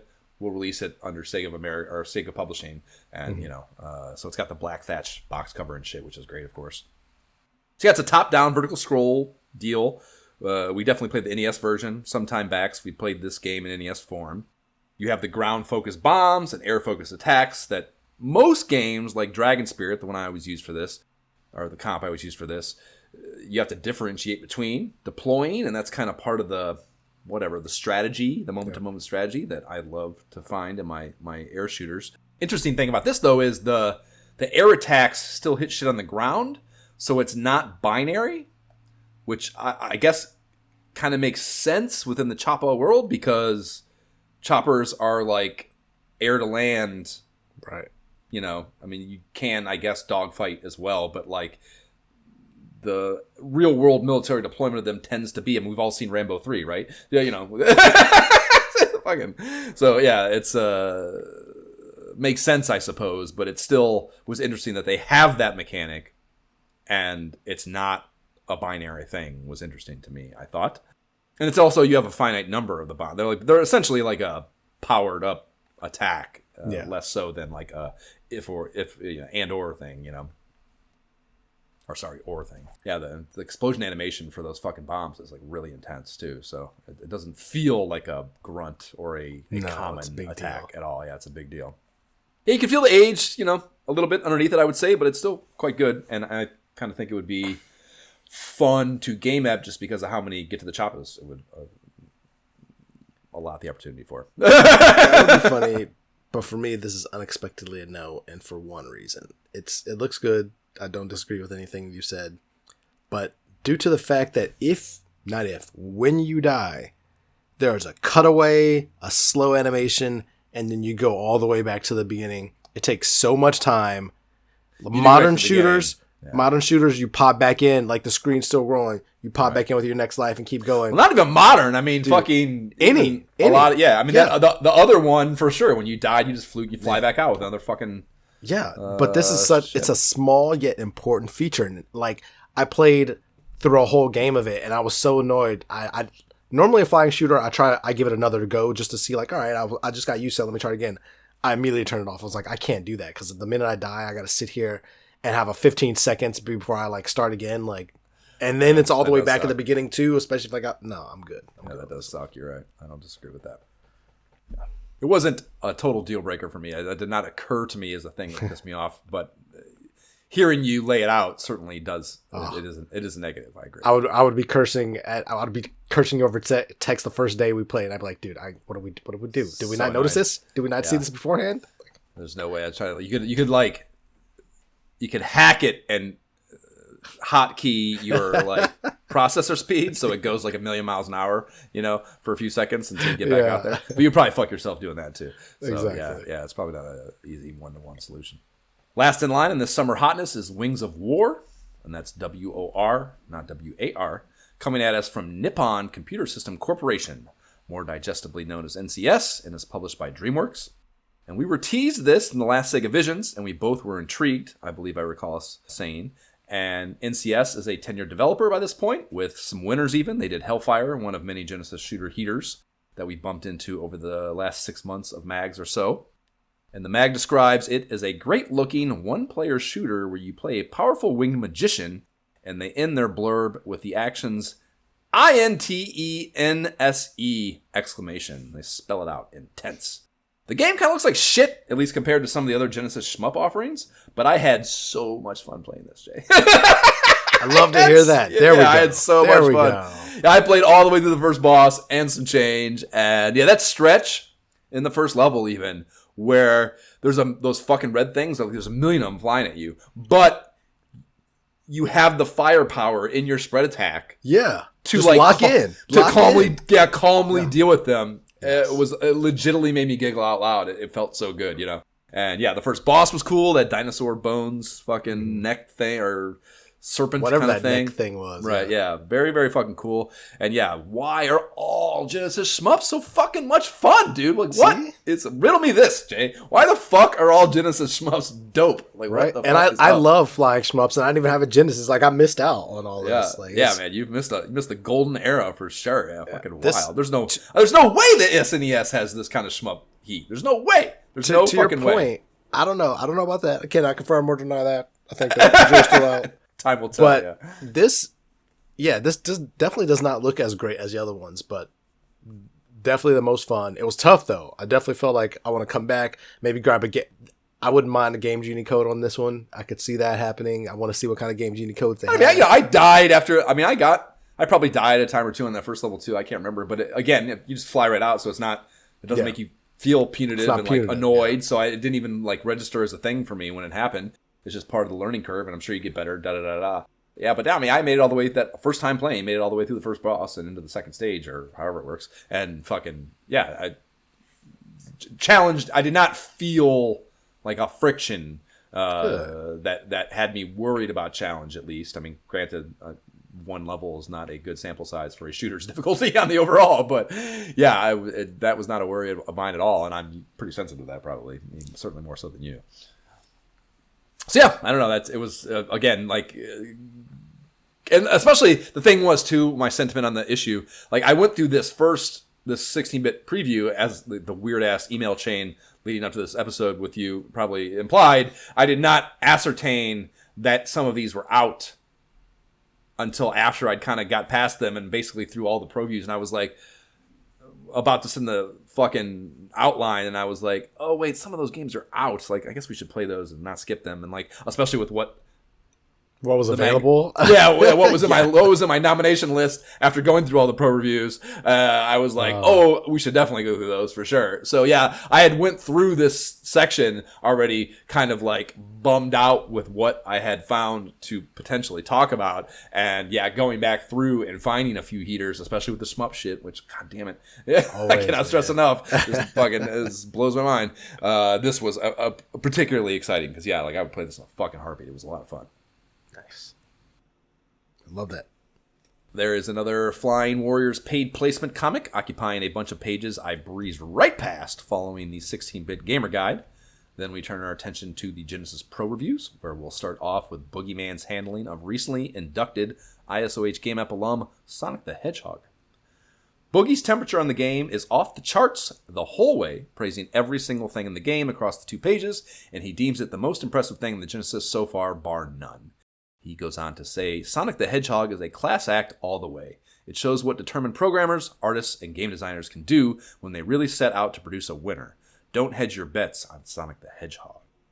And the rating meter is basically straight tweak mode all the way across, just 1 foreign sound, which, again, why is that every game gets a knock? Well, oh yeah, especially for this game. The fucking music in that game. Yeah, this game is fucking nothing but heat on the soundtrack. And, you know, the sound effects, there's just I don't know where you even can begin to knock it for sound.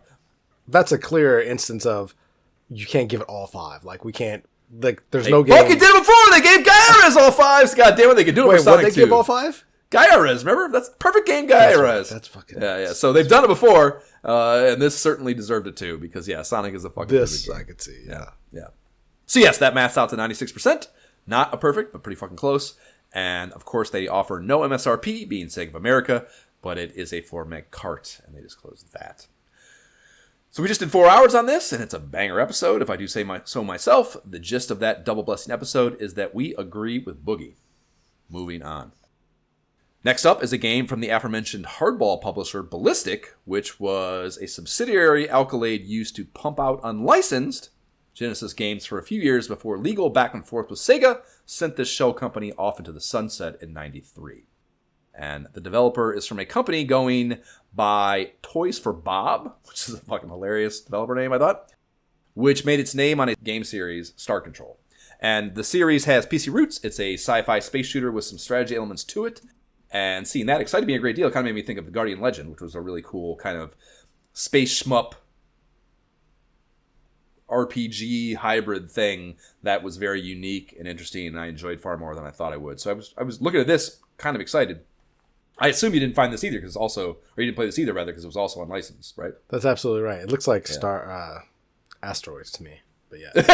Well, that is kind of the thing. The Unknown Gamer is a reviewer here, and he kept the fire burning bright throughout the 2-pager. I mean, he says this is great, but I see the screenshots and I'm like, you sure? But yeah, right up front, and all nerds love their fucking megs. Tug lets us know that this is the first 12 meg card in the Genesis, so it's got a ton of fucking bits to work with. And not quite 4,400, but a lot. And 5 of that is devoted to sound and music only. So I was expecting that, like, that side of this cart, like, it's almost half of the biggest cart available devoted to just those things. I expected them to be fucking absolute fire.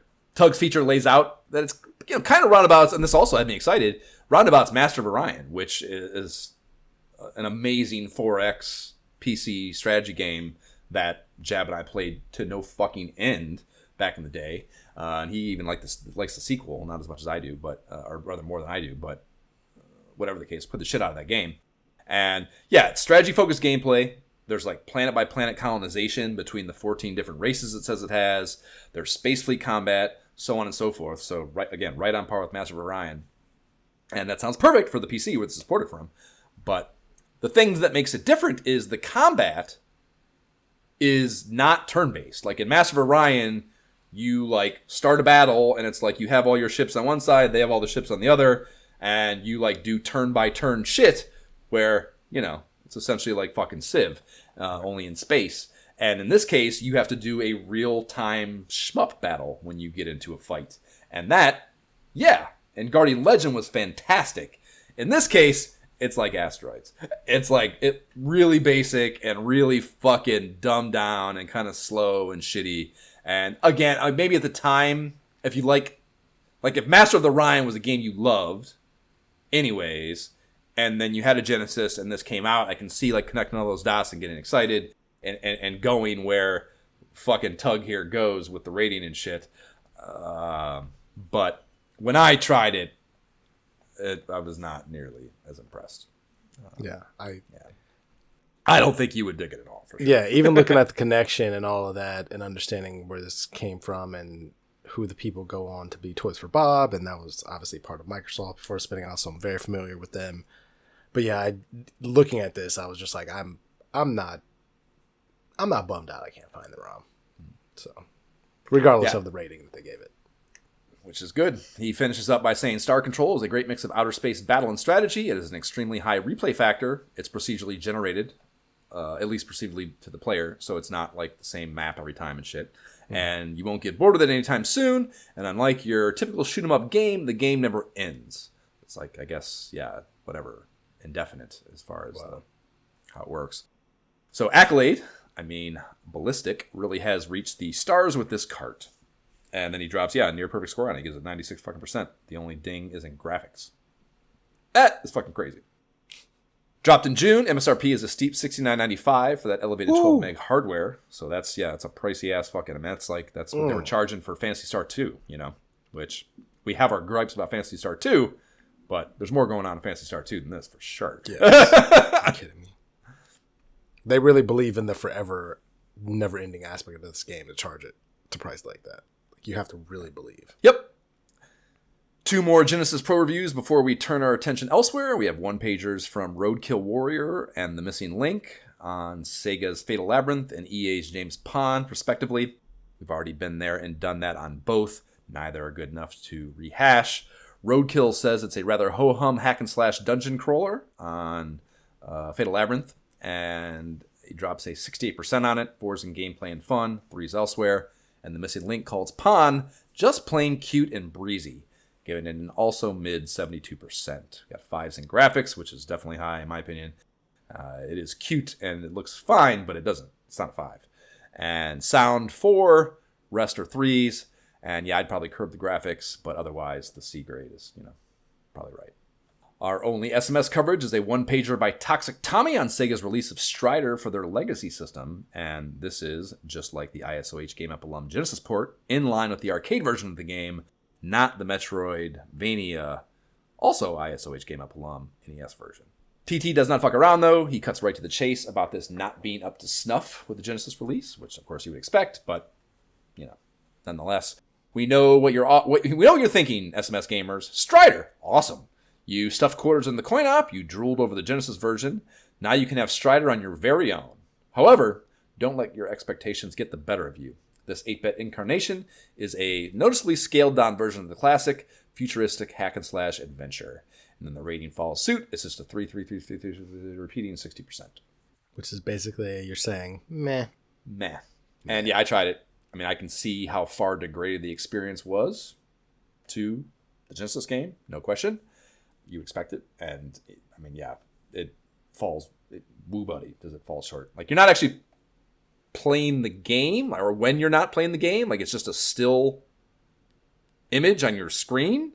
It looks pretty good and entirely recognizable as Strider, but when you start moving Hyrule or whatever his name is, like this, it completely falls apart, basically. Like, it runs like you're accidentally hitting the slow motion button on your NES Advantage, basically. It's like so stilted and fucking slow. And like the whole like whatever of that game is like the ninja fluidity of the movement and the action, And it just a real fucking drag if you like if you're a kid still slumming it on your SMS, right? And you like a Genesis buddy gets Strider, you go over to his house, you play it, and you're like, okay, this is fucking dope. And then you see that SMS is releasing one as well, and you go to your mom, and you, like, talk her into fucking buying this for you. Like, the amount of letdown that you would experience immediately upon touching your controller after the game starts would have just been, like, put the kid on suicide watch type shit. Fucking, like, a major, major degradation compared to the Genesis game, so. Yeah. I've been there, done that on Strider, not playing it on a third platform. I'm good. Well, definitely not a lesser one, for sure. Yeah. I would play another Strider game, but the other direction. Exactly. In-house renovation products mullet assassin Jamie Bunker is back to remind us how GamePro deemed ISOH Game Up alum Gaira's is a perfect video game in a one banger to tie a ribbon on the Sega Pro Reviews section. The Mullet Assassin. And yes, this was behind me in the fucking last segment, but he's holding up issues of EGM and GamePro in the shot in front of a heavy hitter wooden console CRT on the ground behind him. And of course, Gaius is displayed on that television. And yeah, I hope that Jamie has this ad framed in his house to this very day. Like this had to be, I don't know. It's so beautiful and it is art. I guess that's all I'm saying is that it's fucking art. And I hope that he embraces and enjoys the fact that he is the individual in it. You know what I mean? Yes. That's something I hope for the world and him specifically for sure. The non-competition pro review lineup parades on from here. Only one T16 review, TV Sports Basketball, and Sports Specialist Fanatic Fan gives it an 84%. Really like his closer. He says, there's never been a perfect basketball video game, but TV Sports is pretty darn close. And that the reason I like it is because it confirms my priors about the state of the basketball video game landscape up to this point in our timeline, so I want to champion it. And I'm always curious to see how developers are working through basketball game development before we get to NBA Live 95, the first truly good basketball game in my opinion. So I fired this up, and yeah, definitely in it, man. It's like, there's some fun voice samples and pixel art. The T16 can, display a good image, but just the gameplay is fucking goofy and bad and not fun. Not basketball. Everyone knows unless you're playing double dribble, just give it up. Yeah. Well, not everyone knows. They keep fucking making them, and someone must have bought them. So not everyone, but yeah. In hindsight, I guess now maybe everyone knows. Yeah. There's a number of Game Boy features, none of which are of interest to me. Stop me if you feel differently, Jay. But we do have some lightweight Jay's Atari corner to talk about in the form of their Lynx handheld. Tell me about the appeal of this, visually at least. Where?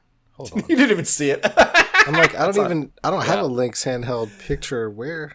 I don't even have it's like a split screen. There's two of them actually, I think. But yeah, Rigor Mortis gives Warbirds, a biplane cockpit aerial combat sim, a steamy 96%. Sound being the only knock, again, of course, to keep it from the Gaius tier perfection status. And yeah, I don't know, man. Like, I'm not a Lynx fucking aficionado or anything. And based on screenshots, sure, it's like eviscerates anything on the Game Boy. No questions asked. But give me a goddamn break on 96%. Yeah. Yeah, there's just no fucking way. Yeah, there's no chance, even as someone who loves Atari, if I got one of these, I'm excited. Even if I'm like on my Atari evangelist hat, if I put that on and I'm like, yes, this version is better. Like, come on now. Am I really going to pick up the Lynx and put that game in and legitimately tell my friends, yo, this is an A+ game. You gotta run, don't walk to Toys R Us. You need run. Save up your money and don't regret this. They would look at me. They would never forgive me. Yeah, exactly. Yeah, it's incinerate all your street cred for the rest of fourth grade. After these messages, we'll be right back. The adult world is designed to keep us moving. And while this may make us more efficient, it's not exactly a party. Luckily, technology has produced a cure. It's called a Game Boy, the personal game-playing system from Nintendo, with lots of sports, action, and puzzle games to choose from. And it comes with a puzzle game Tetris. It could change your outlook. I'm sorry, sir. Your flight's been delayed. Cool. Game Boy by Nintendo. Have you had your fun today? That is a 1991 U.S. market Game Boy commercial. The undercurrent narrative is, no matter how bad life sucks, if you have a Game Boy to play Tetris on, you'll be fine on the mental wellness front. And they're probably right. Our home stretch of this mag perusal starts with Ask the Pros. And if we haven't mentioned it yet, but they've changed the design of the headers for the monthly segments here in the issue. I mentioned it briefly with mail, but didn't really talk about the specifics. Previously, they've just been this, just a square on the top left with a vaporwave clip art. Look to the background, white text over top of that. Considerably more complex of a design here, though it still fits into a square placeholder. So the layouts of the actual content don't need to change. They didn't, fuck up the whole whatever layout of the mag. They just changed this one little thing. And there's a banner stretching down from the top of the page as the background, has a crazy gradient to it and some distressed edges. Maybe those are supposed to be CRT screens real small in there. I mean, would you... It's weird to me. It looks... I had to check the date again. Like, this is the June issue. Because to me, it looks like just some American flag July 4th type overlay. Like, that's all I see is just like, Ask the Pros, American flag, cops. Like, I don't know. I don't know what they're going for here. It's odd. Well, they're all... It's hard to read. Yeah, I think they're just... I think the color schemes are way less, deliberate than that. They're kind of just random selections. Really? I don't know. This is like red, white, and blue to me. Like straight red and blue. Red. Sure. I don't disagree with that. I'm simply saying, like, I don't think there's like a... There's not a 4th of July idea in mind here or anything. They're just how it worked out color scheme wise. They're like... They have like a wild-ass lava lamp of color going on as the fill in the blockish font, of the text. Varying degrees of legibility, too. Right. I would say this one is probably one of the worst ones, actually. But what have you. The pros were pinged about 3 NES games. Wrath of the Black Manta, Zelda 2, and Snake's Revenge, and 1 Game Boy title, Nemesis. This month, the Zelda 2 queue is getting the flute on the 5th Palace. Been in Holland, Michigan. Can't find the fucking thing. So the pros let him in on the fact it's behind a false wall that you just have to walk through. And the other 2 NES queues seem like a reasonable question as well, based on their answers sounding a bit impossible to just come up with on your own, unless there's some in-game intelligence that's not cited here. But I haven't really played Snake's Revenge or Wrath of the Black Manta nearly enough to say for sure. Ask the Readers is from questions in the March issue, and it's hilarious to think about the timeline and flowchart of that a reader sends in a question in probably January or February for it to get printed in the March issue without the answer. So it gets printed, the question gets printed, and then they have to wait 3 months for it to maybe appear here as not at all like an ask, like, whatever. It might be the answer might be here. And the idea that a kid in fucking, like Kathy here specifically, in Harvey, Louisiana, is still stuck at the fucking flying dudes that shoot lasers, in her words, in the Technodrome, and actually still cares about this answer. Like, just God bless her for sticking with it, if that's the case, that she's actually still stuck there and, like, eagerly awaiting this answer is kind of fucking amazing. I mean, she's probably eagerly awaiting seeing her fucking name in the magazine, but... Well, I'm sure she sees the name of the mag. It's all totally worth it. Right. But the answer otherwise, itself, it's tough. I don't know how many games you have right now in Louisiana in the 90s. Like, you might just be playing outside until that answer comes. Like, Nintendo just not being played. Right, I don't know. Just fucking tabling that endeavor until they get back to me. Yeah. I don't know how many 99-cent like rent-a-flicks they had around the corner down there that they could just, I'm just going to rent another one and just forget about this. Yep. That goes for anywhere. I mean, you got, Here's the thing. Also, you got to take into account if she gets her name in the mag the first time, she's hot shit at school, right? So man. That's going to put her at the epicenter of that game and of that problem. So collectively, I feel like the hive mind in that 6 months is helping her get there to the answer, just simply on the fuel of the excitement of having appeared in the mag in the first place. So, oh yeah, I'm sure. You just can't imagine she's still stuck, I guess. is the takeaway. She's totally moved on. Right. Yeah. SWAT hot tips, tactics, and passwords now. First page has 2 Maniac Mansion zingers I do not recall being privy to for our game app on that masterpiece. First, from Chris in Escanaba, Michigan, is a short but goodie that says the combination for the inner lab door is set to quadruple zeros at the start of the game until you get the high score in Meteor Mess, or whatever the game is called, or the arcade game is called, in the arcade room. So if you never fix the wiring in the attic for Dr. Fred to be able to play the game and change what that score is, it remains as such, and you can just punch it into the door to gain access. And that's surely a speedrunner tactic for sure that I did not know. Interesting. Kind of fun. And the other is that you can make useless basement dungeon prick pusher Dave invisible, and that is coming to us via Jason in Trap, Maryland.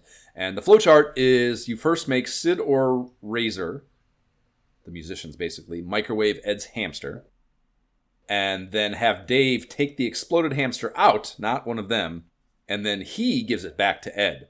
And I think that he just kills Dave, as I would assume that's what he does. That's one of the few things that you can do in the game to actually die, is to give him back his hamster. But apparently, in this case, it makes him invisible, but still otherwise fully functional as a character. Just an apparition walking around doing shit, basically. Most likely of which is still pushing the brick in the basement. But nonetheless, kind of cool that you still have control of him as an invisible nothing. And whatever, it'd be a fun little hack, I suppose, if you're just sitting at home playing Maniac Mansion over and over and over and over again. Which some kids probably did. That game's cool and fun. Yeah, at that time. Yeah. There's another on the last page, but we did talk about this one in the episode, or at least kind of a subset of it. It's the trick of when walking into Edna's room, Nurse Edna, she's there, and she's there, if you switch characters before she grabs you, before she walks up to you and stops, then you wait a bit, 15 seconds is the amount of time cited here, before switching back to that character in the room with her. When you do so, you can walk around and explore the room without her aggroing and hauling you off to Dave's brick pushing party in the basement. And I do not think we talked about that. I don't know if it was a classified info thing or what, but we definitely talked about that when we did the episode. I do not believe, however, I knew, or that I should say maybe the Nintendo Powered Counselor's Corner tips that we used knew, that this also works with Ed in his room. They do mention, and it's kind of funny that this is like the one exception to it working with him, is that if you touch his piggy bank into the line, like you can't do that. It still takes you to jail. Naturally. Maybe he kills you, I don't know. But it breaks the hack for sure. Just that shit, though. The Maniac Mansion stuff was the only shit in here that was interesting to me. I don't know if you have any bullshit. Yeah, most of it was stuff that I'd either seen before or for games I didn't care about, except for maybe the Miss Pac-Man code. It's for Miss Pac-Man on the Lynx, so I can't actually try it on any other version, unfortunately. But to be able to have a lightning bolt animation coming down, I think is kind of cool at the time. Not something you would see. I didn't even see it, like a lightning bolt animation of what? Yeah, it makes you go faster, but to do that, like there's lightning bolt that comes down to kind of like make that happen, and so. And is that something you can cue in the game otherwise, or is it? No, that's the thing. It's like that would be a very cool thing, I think, just to see. But otherwise, meh. Okay. Short Shots is kept to a minimum next, so Sega could fund the inclusion of that cool Sonic ad of him running across the bottom half of the next 7 pages. And the only non-handheld system games are 3 NES joints, 2 of which are not out yet for a while. It claims Bill and Ted's excellent video game adventure. Not just, if you try to look that game up on Moby, you better not forget that, or you're going to get taken elsewhere. Must have been some weird licensing IP shit going on with that for some reason or another. For the NES specifically, I mean.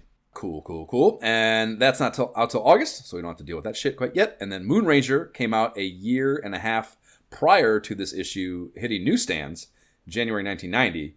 And there's something fishy as fuck about that, of course, appearing here then, 18 months removed. But right. I, of course, never heard of it.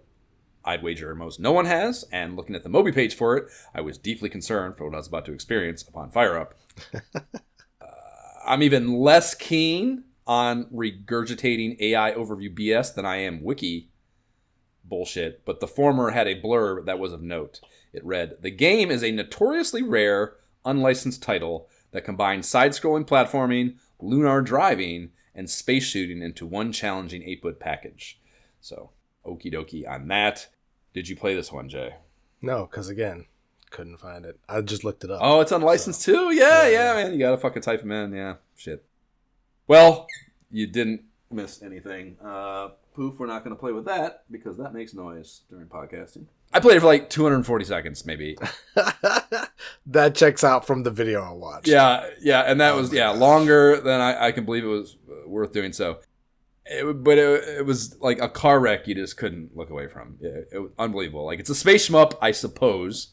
There's that music theme. It's like maybe 7 seconds, dude, that it loops on. It's like this crazy ass music theme, and it's like a fever dream, kind of, honestly, to fucking having to listen to it for any real length of time. Which is made even funnier by the fact when you turn this on, the 2 Star Wars nerds that made the game on the title screen list their names under a music by credit on the title screen, right? So like, it's the only credit. I mean, obviously the title screen is not for credits of any substance. So it's the only ones on there. So like, that they thought that the music was so fire that you had to put this on the title screen and get that I don't know, have that flex. You know what I mean? They need that credit to be known. Right. Who made this track? Yeah, it's fucking hilarious to me.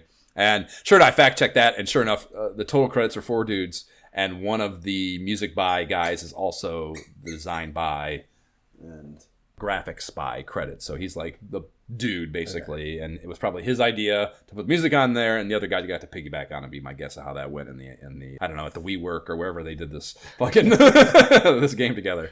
So yeah, okay, George Record the third. That's got the third in it too, which makes it even funnier. But go off, King. That's all you. The frame rate is comically abysmal on it. Like the hero ship sprite is kind of interesting and detailed, like relative to an NES space shmup at the time. It's got kind of, I don't know, it's a little bit of verticality to it. And it's not just like I don't know how to describe, like kind of a lot of them look like that jet fighter look, even though they're space vehicles. And this kind of looked a little more like maybe it's a space vehicle that had whatever to deal with some different physics, but not by any means transcendent enough to overcome everything else going on around it. Everything looks pretty fucking bad in the game. There's this enemy, these little green fucking spacemen dudes that like are kind of just floating around out in space. And the mechanic of them was kind of interesting. Like when you shoot them and they wouldn't die on the first hit or two, and they would like ricochet and like kind of go off based on the physics of the way they were hit and kind of just murk up the play space, and you would have to kind of hunt them down. And like they would go, basically they were going random directions. So you would like shoot them once and kind of have to chase them down to finish them off. And it was just a slightly interesting mechanic for a shooter that I don't know if I've seen exactly before, quite the way they did it. But again, in general, it's so fucking bad. The idea that there are platforming sequences at some point in the same video game, I can't even imagine how bad that fucking is. Yeah, it's not a good video game. And so weird to me. Like, I just can't, I don't know, man. Like, how does it end up in this magazine 18 months after release?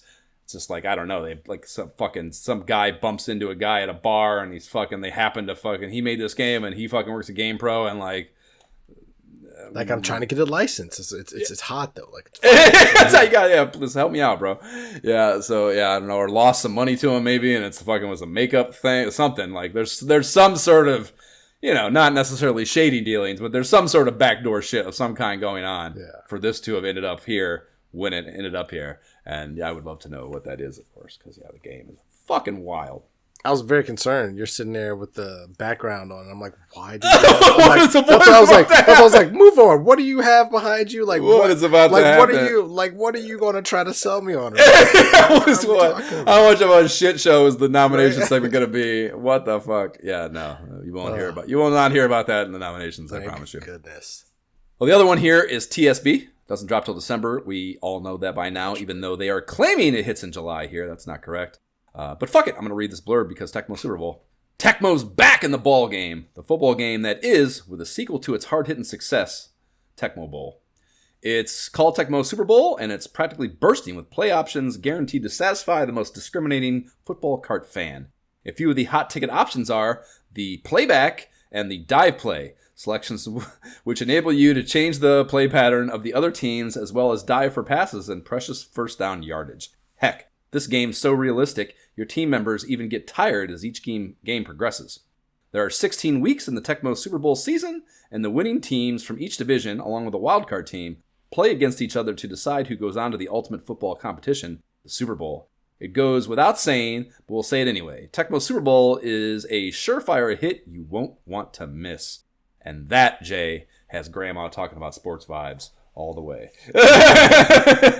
What the fuck is the playback? What the fuck are they referencing with the selections which enabled you to change the play pattern of the other teams? I don't know what that means. I played a million hours of Tecmo Super Bowl in my life. I don't know what the fuck they're talking about there. No idea. Your stats can change based on the player conditions in that game.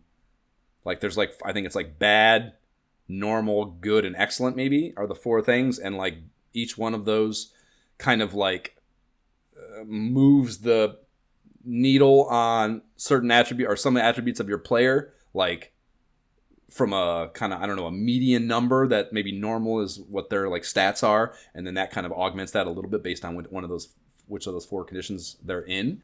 But I would be shocked if that changes in game and relates to.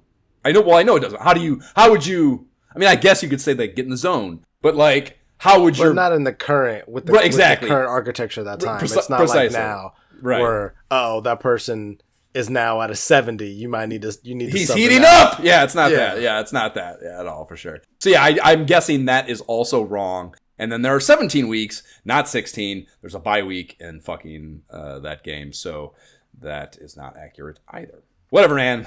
Let's get on with it. Still excited, even though you're completely fucking off base about your whatever take on the game or understanding of the game. Pro News Report continues in half-page form for the Sonic ad, or in consideration of the Sonic ad. The first story is the Nintendo Tengen legal battle, and this is a tired story by this point in our timeline, but I've never seen the specific program they were accused of stealing from the patent office to bypass the lockout chip, which was like the whole crux of that legal battle. Yeah. And it's referenced as the IONES program, which actually, yeah, I wonder if that is how, I wonder if they fucked up the syntax of that, because that IO and then NES is really what that is. Yeah. I wonder if they just fucked it up and wrote it that way, but whatever. And the exact language cited from Nintendo's claim is that Atari lied to the Copyright Office in order to obtain the copyrighted IONS program. And I feel like lied is some grade school playground shit that there has to be a more adult way to say in a fucking court of law. I guess it could just be like the shit they're saying out in front of the courthouse in the scene where the lawyer walks down the steps. Maybe that's what that's from, and not like the court transcripts or something. But either way, I feel like a lawyer should be able to come up with something better than that. Like somebody was manipulating and they did some kind of something, just maneuvers to lies is just not the word. Yeah, it's just not the word. Like somebody just showed up on the doorstep and was like, "I'm from corporate and I need to see a copy of this because Howie he wants to see it personally." Yeah. Like, he asked me to run down here. Yeah. Next is some Sunsoft Batman news, and we're told Batman 2 on the NES is slated for an early '92 release, and that will be based on the second Batman movie. They parenthetical that means Penguin will be the big baddie, and that it's rumored to have a 2-player simultaneous play. And I was like, I heard all this, and I was like, yeah, I mean, that Batman game is great. There's going to be a second one. It's going to have fucking simultaneous play. What the fuck is that going to be? Batman and Robin? I guess is what you'd have to assume that would be. That sounds fucking incredible. And Penguin, also interesting, cool, different than the Joker, great. Yeah, I looked around. There is a Sunsoft game. There's that Return of the Joker game, which I think was originally a PC game we started seeing on back covers of GamePro or something years ago. Maybe even, it might have been like Atari Age. It was one of our like Random Rags episodes even when we first started seeing that. It's been a while. Yeah. So that's been out for the PC, I think, by this point. And that does get brought to the NES in late 91, actually. I think December, I want to say, that it gets released. But obviously, the Joker is the adversary there, not the fucking Penguin, hence the name. And it's only one player, not simultaneous. So I don't know. I don't know if that got scrapped or what happened there, but that information is not accurate. Yeah, more fake news. A lot of that. There's a lot of that back then. Like, even think about it now, where you think a game or devs announce that a game is going to have some kind of things, and then it's like, well, we're going to. That's actually hard. That's actually hard. Yeah, that's much harder to do. So we're not going to have these two things. Right. And back then, when it's much more Wild West, where you're like, yeah, we're going to do this and this, and then you get into it, it's like, yeah, like how much are they actually feeding to the mag, right? And how early in the development, exactly. And these are like. Right, the whole structure of Pro News Report is like rumors almost, so, or not even, maybe rumors is the wrong word, but my sources say. Yeah, one source, unchecked, no secondary source, just making content for this feature. So yeah, it could have just been like some shit they were kicking around in the fucking conference room, and this guy knows one of the people that was in that conference room, and now you got it in the magazine, and now it's news, so tough. Especially for a Batman head back then, probably really a bummer when that did not materialize. Mm-hmm. Third story is announcing that Howie has left Nintendo for Lucasfilm Games, speaking of, and they use that to tell us Lucasfilm's first title is a Star Wars game, and that's probably what Howie's nerd ass, that's what got him out the door. They're like, oh, Star Wars game? Are you kidding me? And a raise? All right. I'll give up this dope ass job I have over here at Nintendo, I suppose.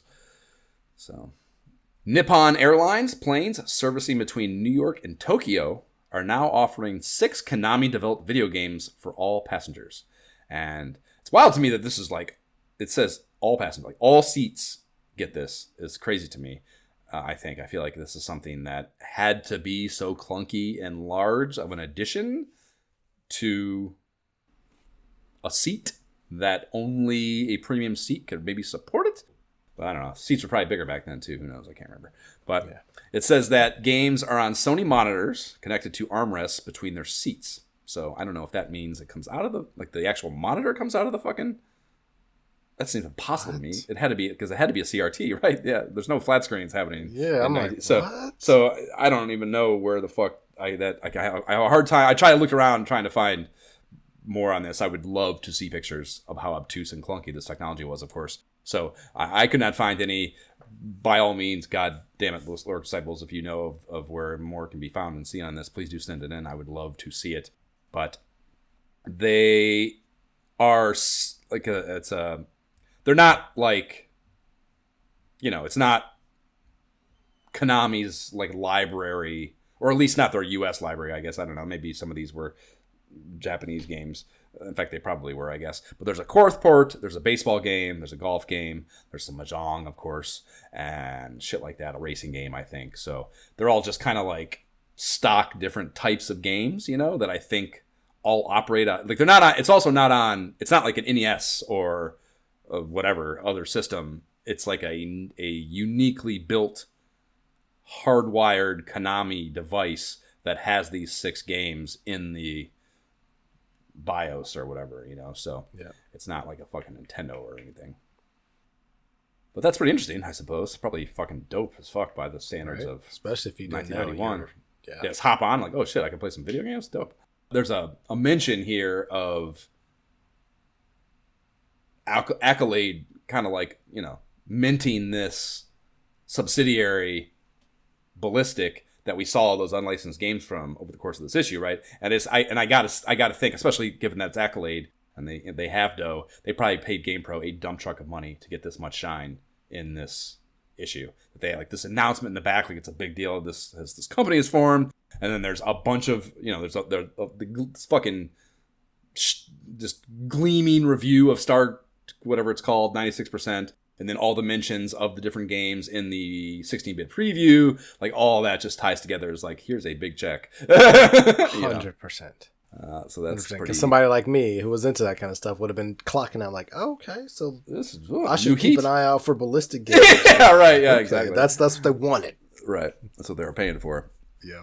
And then lastly, Disneyland has opened a gaming area to play all their Capcom NES collabs at the parks. Or at the park, I don't know if it's only one or multiple. But how much did you spend when you took the kids to Disney, Jay? And I know you don't want to say the number. You already said you don't want to say the number on here. I just want you to think of it in your head. I want you to picture that number in your head, whatever it was.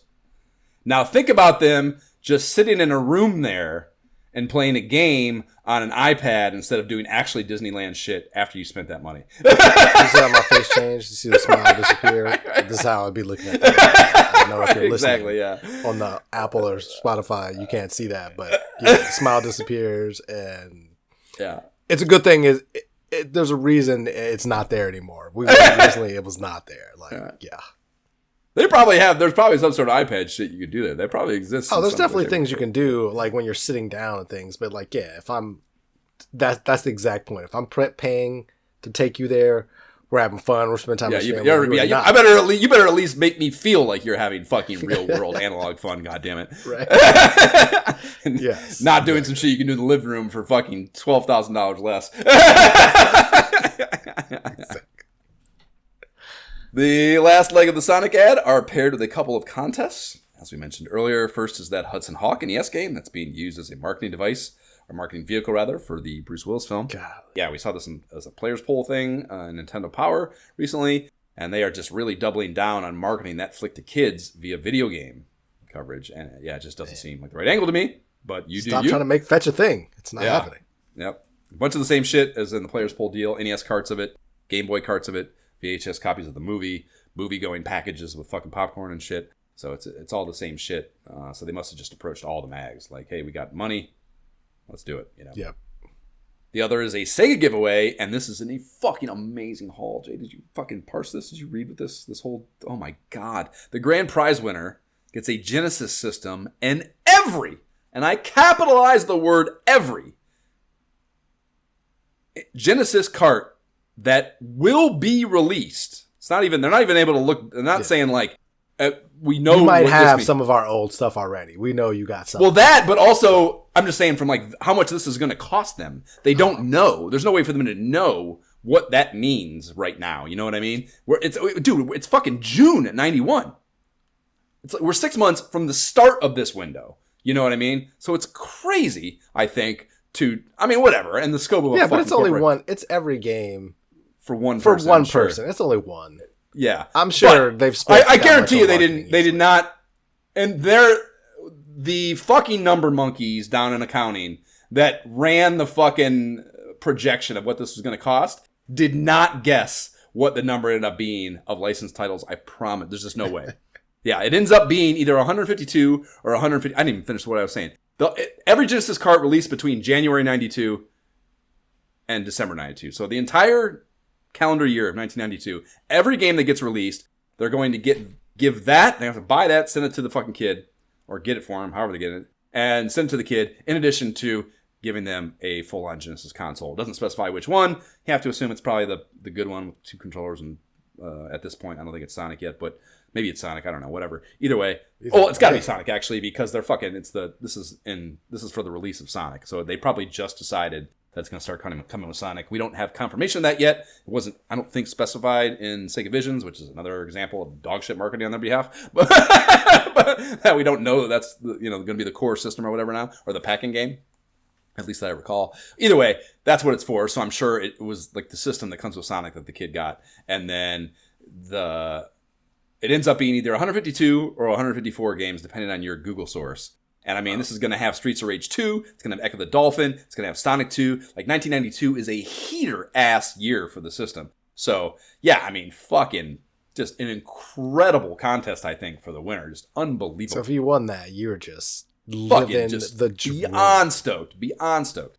The entry requirement to whatever be considered is to mail in an answer to the question, which is funny. It's one of the questions that we answered, like that was in the whatever just questionnaire they had as part of that little 2-page game feature in Sega Visions.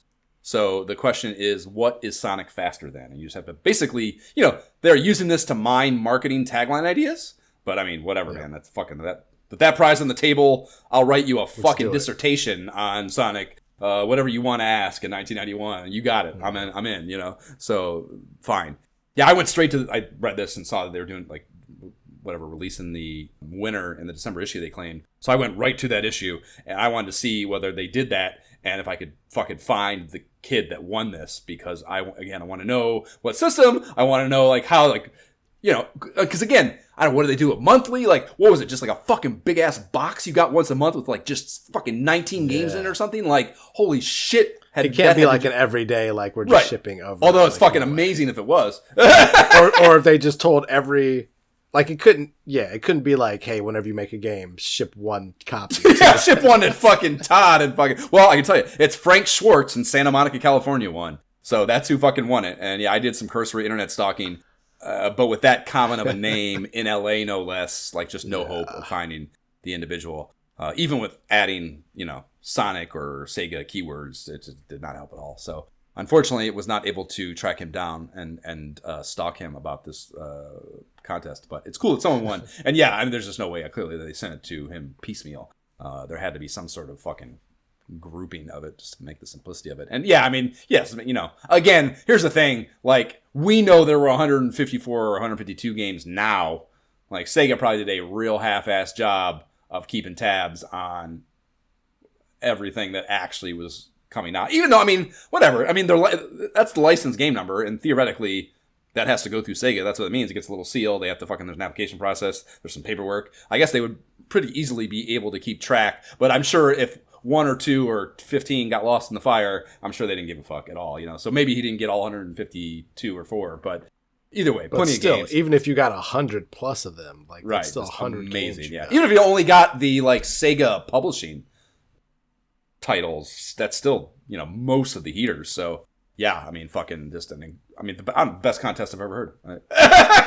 Like, I can't think of there was the one, what was the one with Ultima where we did the whole fucking thing about, it was like how you get to get like tour of the castle and you got something fucking crazy. There've been a couple that had like a crazy ass prize maybe, but I mean, better than 98% of them to date for sure, just so fucking cool. There's a steep drop off in the ancillary prizes though. We got 50 Sonic stopwatches went out, which is actually kind of a, on topic, on brand thing, like fast, speed, stopwatches, run fast, like that makes sense. It's not cool necessarily.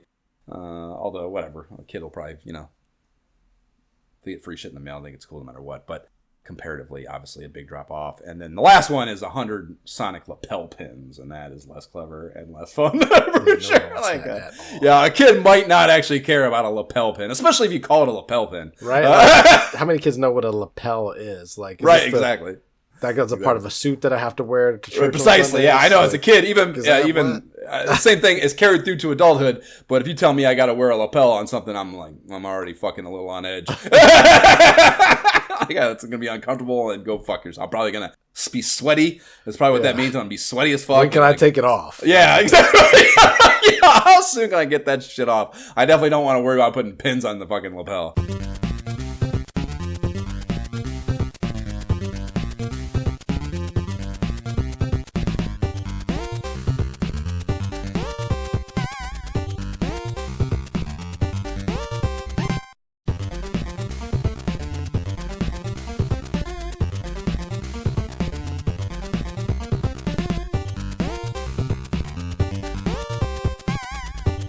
That is the game theme from Base Wars, bringing us into the final section of this episode.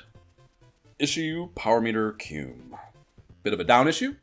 Here the cume for the mag was 78.22%. That is 1.9% below the running cume of 80.14%. And as far as the high and low games go, there's a two-way tie for the highest rating, 96% between Sonic and Star Control. Crazy to say those two games are qualitatively identical, but if you say so. And Strider on the SMS gets the shittiest shitburger, a 60%. So now nominations, Jay. What'd you nominate from here? So I went with good old Kageki. Silly. I mean, we've talked about it. Wings of War. Also, we talked about it for multiple reasons, I think. So, to me, Wings of War is kind of like the main one. And then, like, the last one, I kind of went with Sagaya, thinking like, all right, it's a, fun flying shooter. It's fine, Yeah, I mean, if you're doing a shooter, there's no way you don't choose Wings of War, for sure. I would say, out of those two. Okay. Only three? You're only on... All this heat, and you only got three, huh? Okay. All this heat? Are you kidding me? Well, also considering I didn't play the unlicensed one, so yes. Yeah. Well, most of those weren't good anyways. In fact, maybe all of them weren't any good. I can't. Yeah. Off the top of my head, but so I have Wings of War also, as probably very little surprise there, given our conversation on it. I also have Twin Cobra. I didn't have that negative connotation that you got. Yeah, the chopper thing. So I hear that. I still think it's kind of fun, and I still think that's kind of like I don't know. It's a very whatever. But on the same token, I put that before I wrote down Before I got to and wrote down Wings of War, and then pared this down to 3, and it's just the order remained basically. So it's not that I'm not listing these in the order of whatever of priority, just how they hit the list basically. And that's just the order of the mag. So I hear you on that, and then kind of doubling back to what I just said. If you're going to talk two shmups, it's crazy not to pick Wings of War out of the lot, probably. So I hear that. And Vice Project Doom was my other one.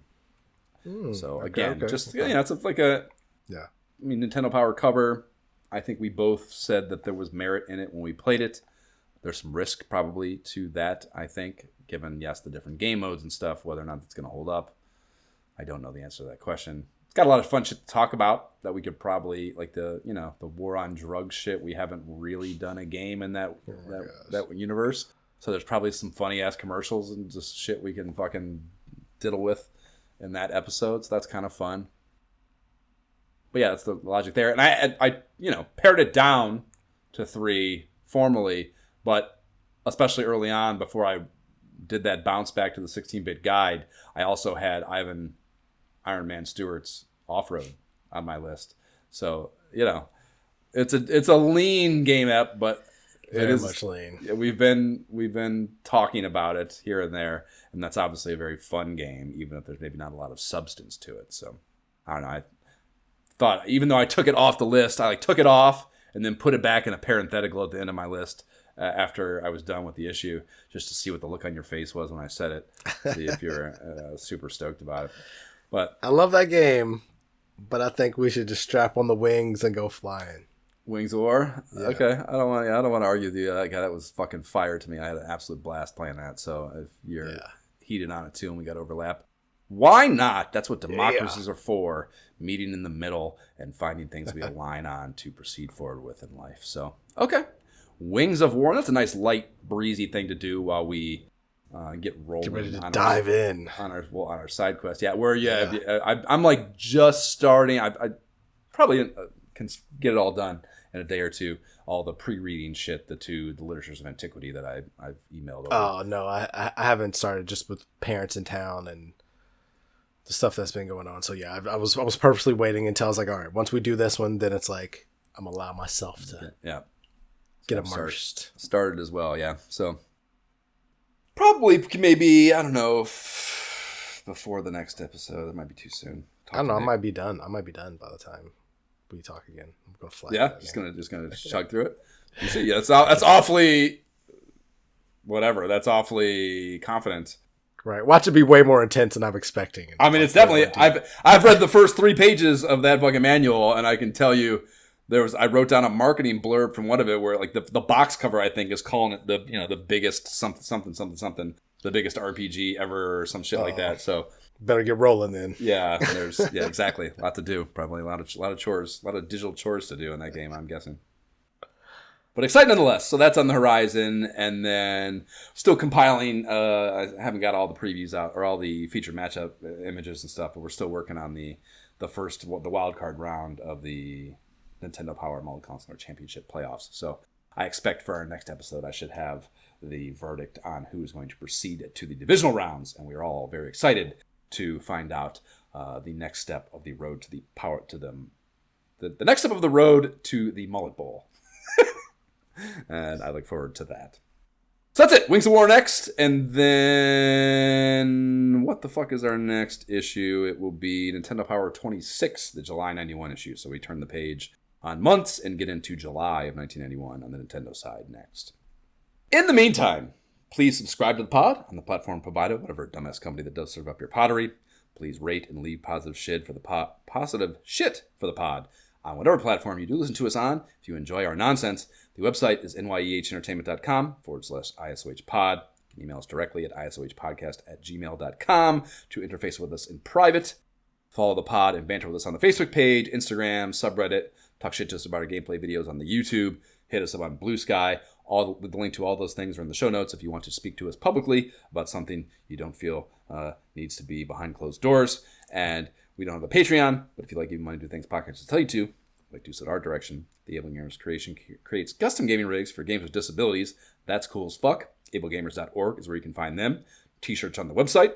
They're dope, and proceeds on those after pod expenses go to Able Gamers. I'm wearing one. Jay's in a Snuggie, not one of these. He's chilly. It's cold in Seattle. Give him whatever. Go easy on him. Jay, what are your socials? Gentleman JB without the second E is my gamer tag, so that's where you'll find me on Xbox and on the socials when I'm there. Word. I am on Instagram at myshiftyisbroke. I'm on Blue Sky at nyehentertainment.com, and my Steam tag. If you want to dive into Subnautica 2 together and do science or whatever, maybe lure me back into the radius, whatever you want to do. I need friends. I actually posted on Blue Sky. I need someone to like. I want to find I need a database because no one's. Again, I don't want to ruin anyone's solo player with my like experience of Subnautica. But so I want a database. Maybe this is a fantastic app idea, but a database maybe like kind of like Bumble, maybe like, or like a dating app that allows you to vet someone before you commit to a multiplayer experience with them in a Subnautica or like, especially something like that. That's like this, like, whatever, a close, intimate experience, not just like an arena battle or something, you know? So Yeah. I need a way to find people to be friends with digitally, basically. That if you know of that, please hit me up as well. Anyhow, okay, bye. Bye.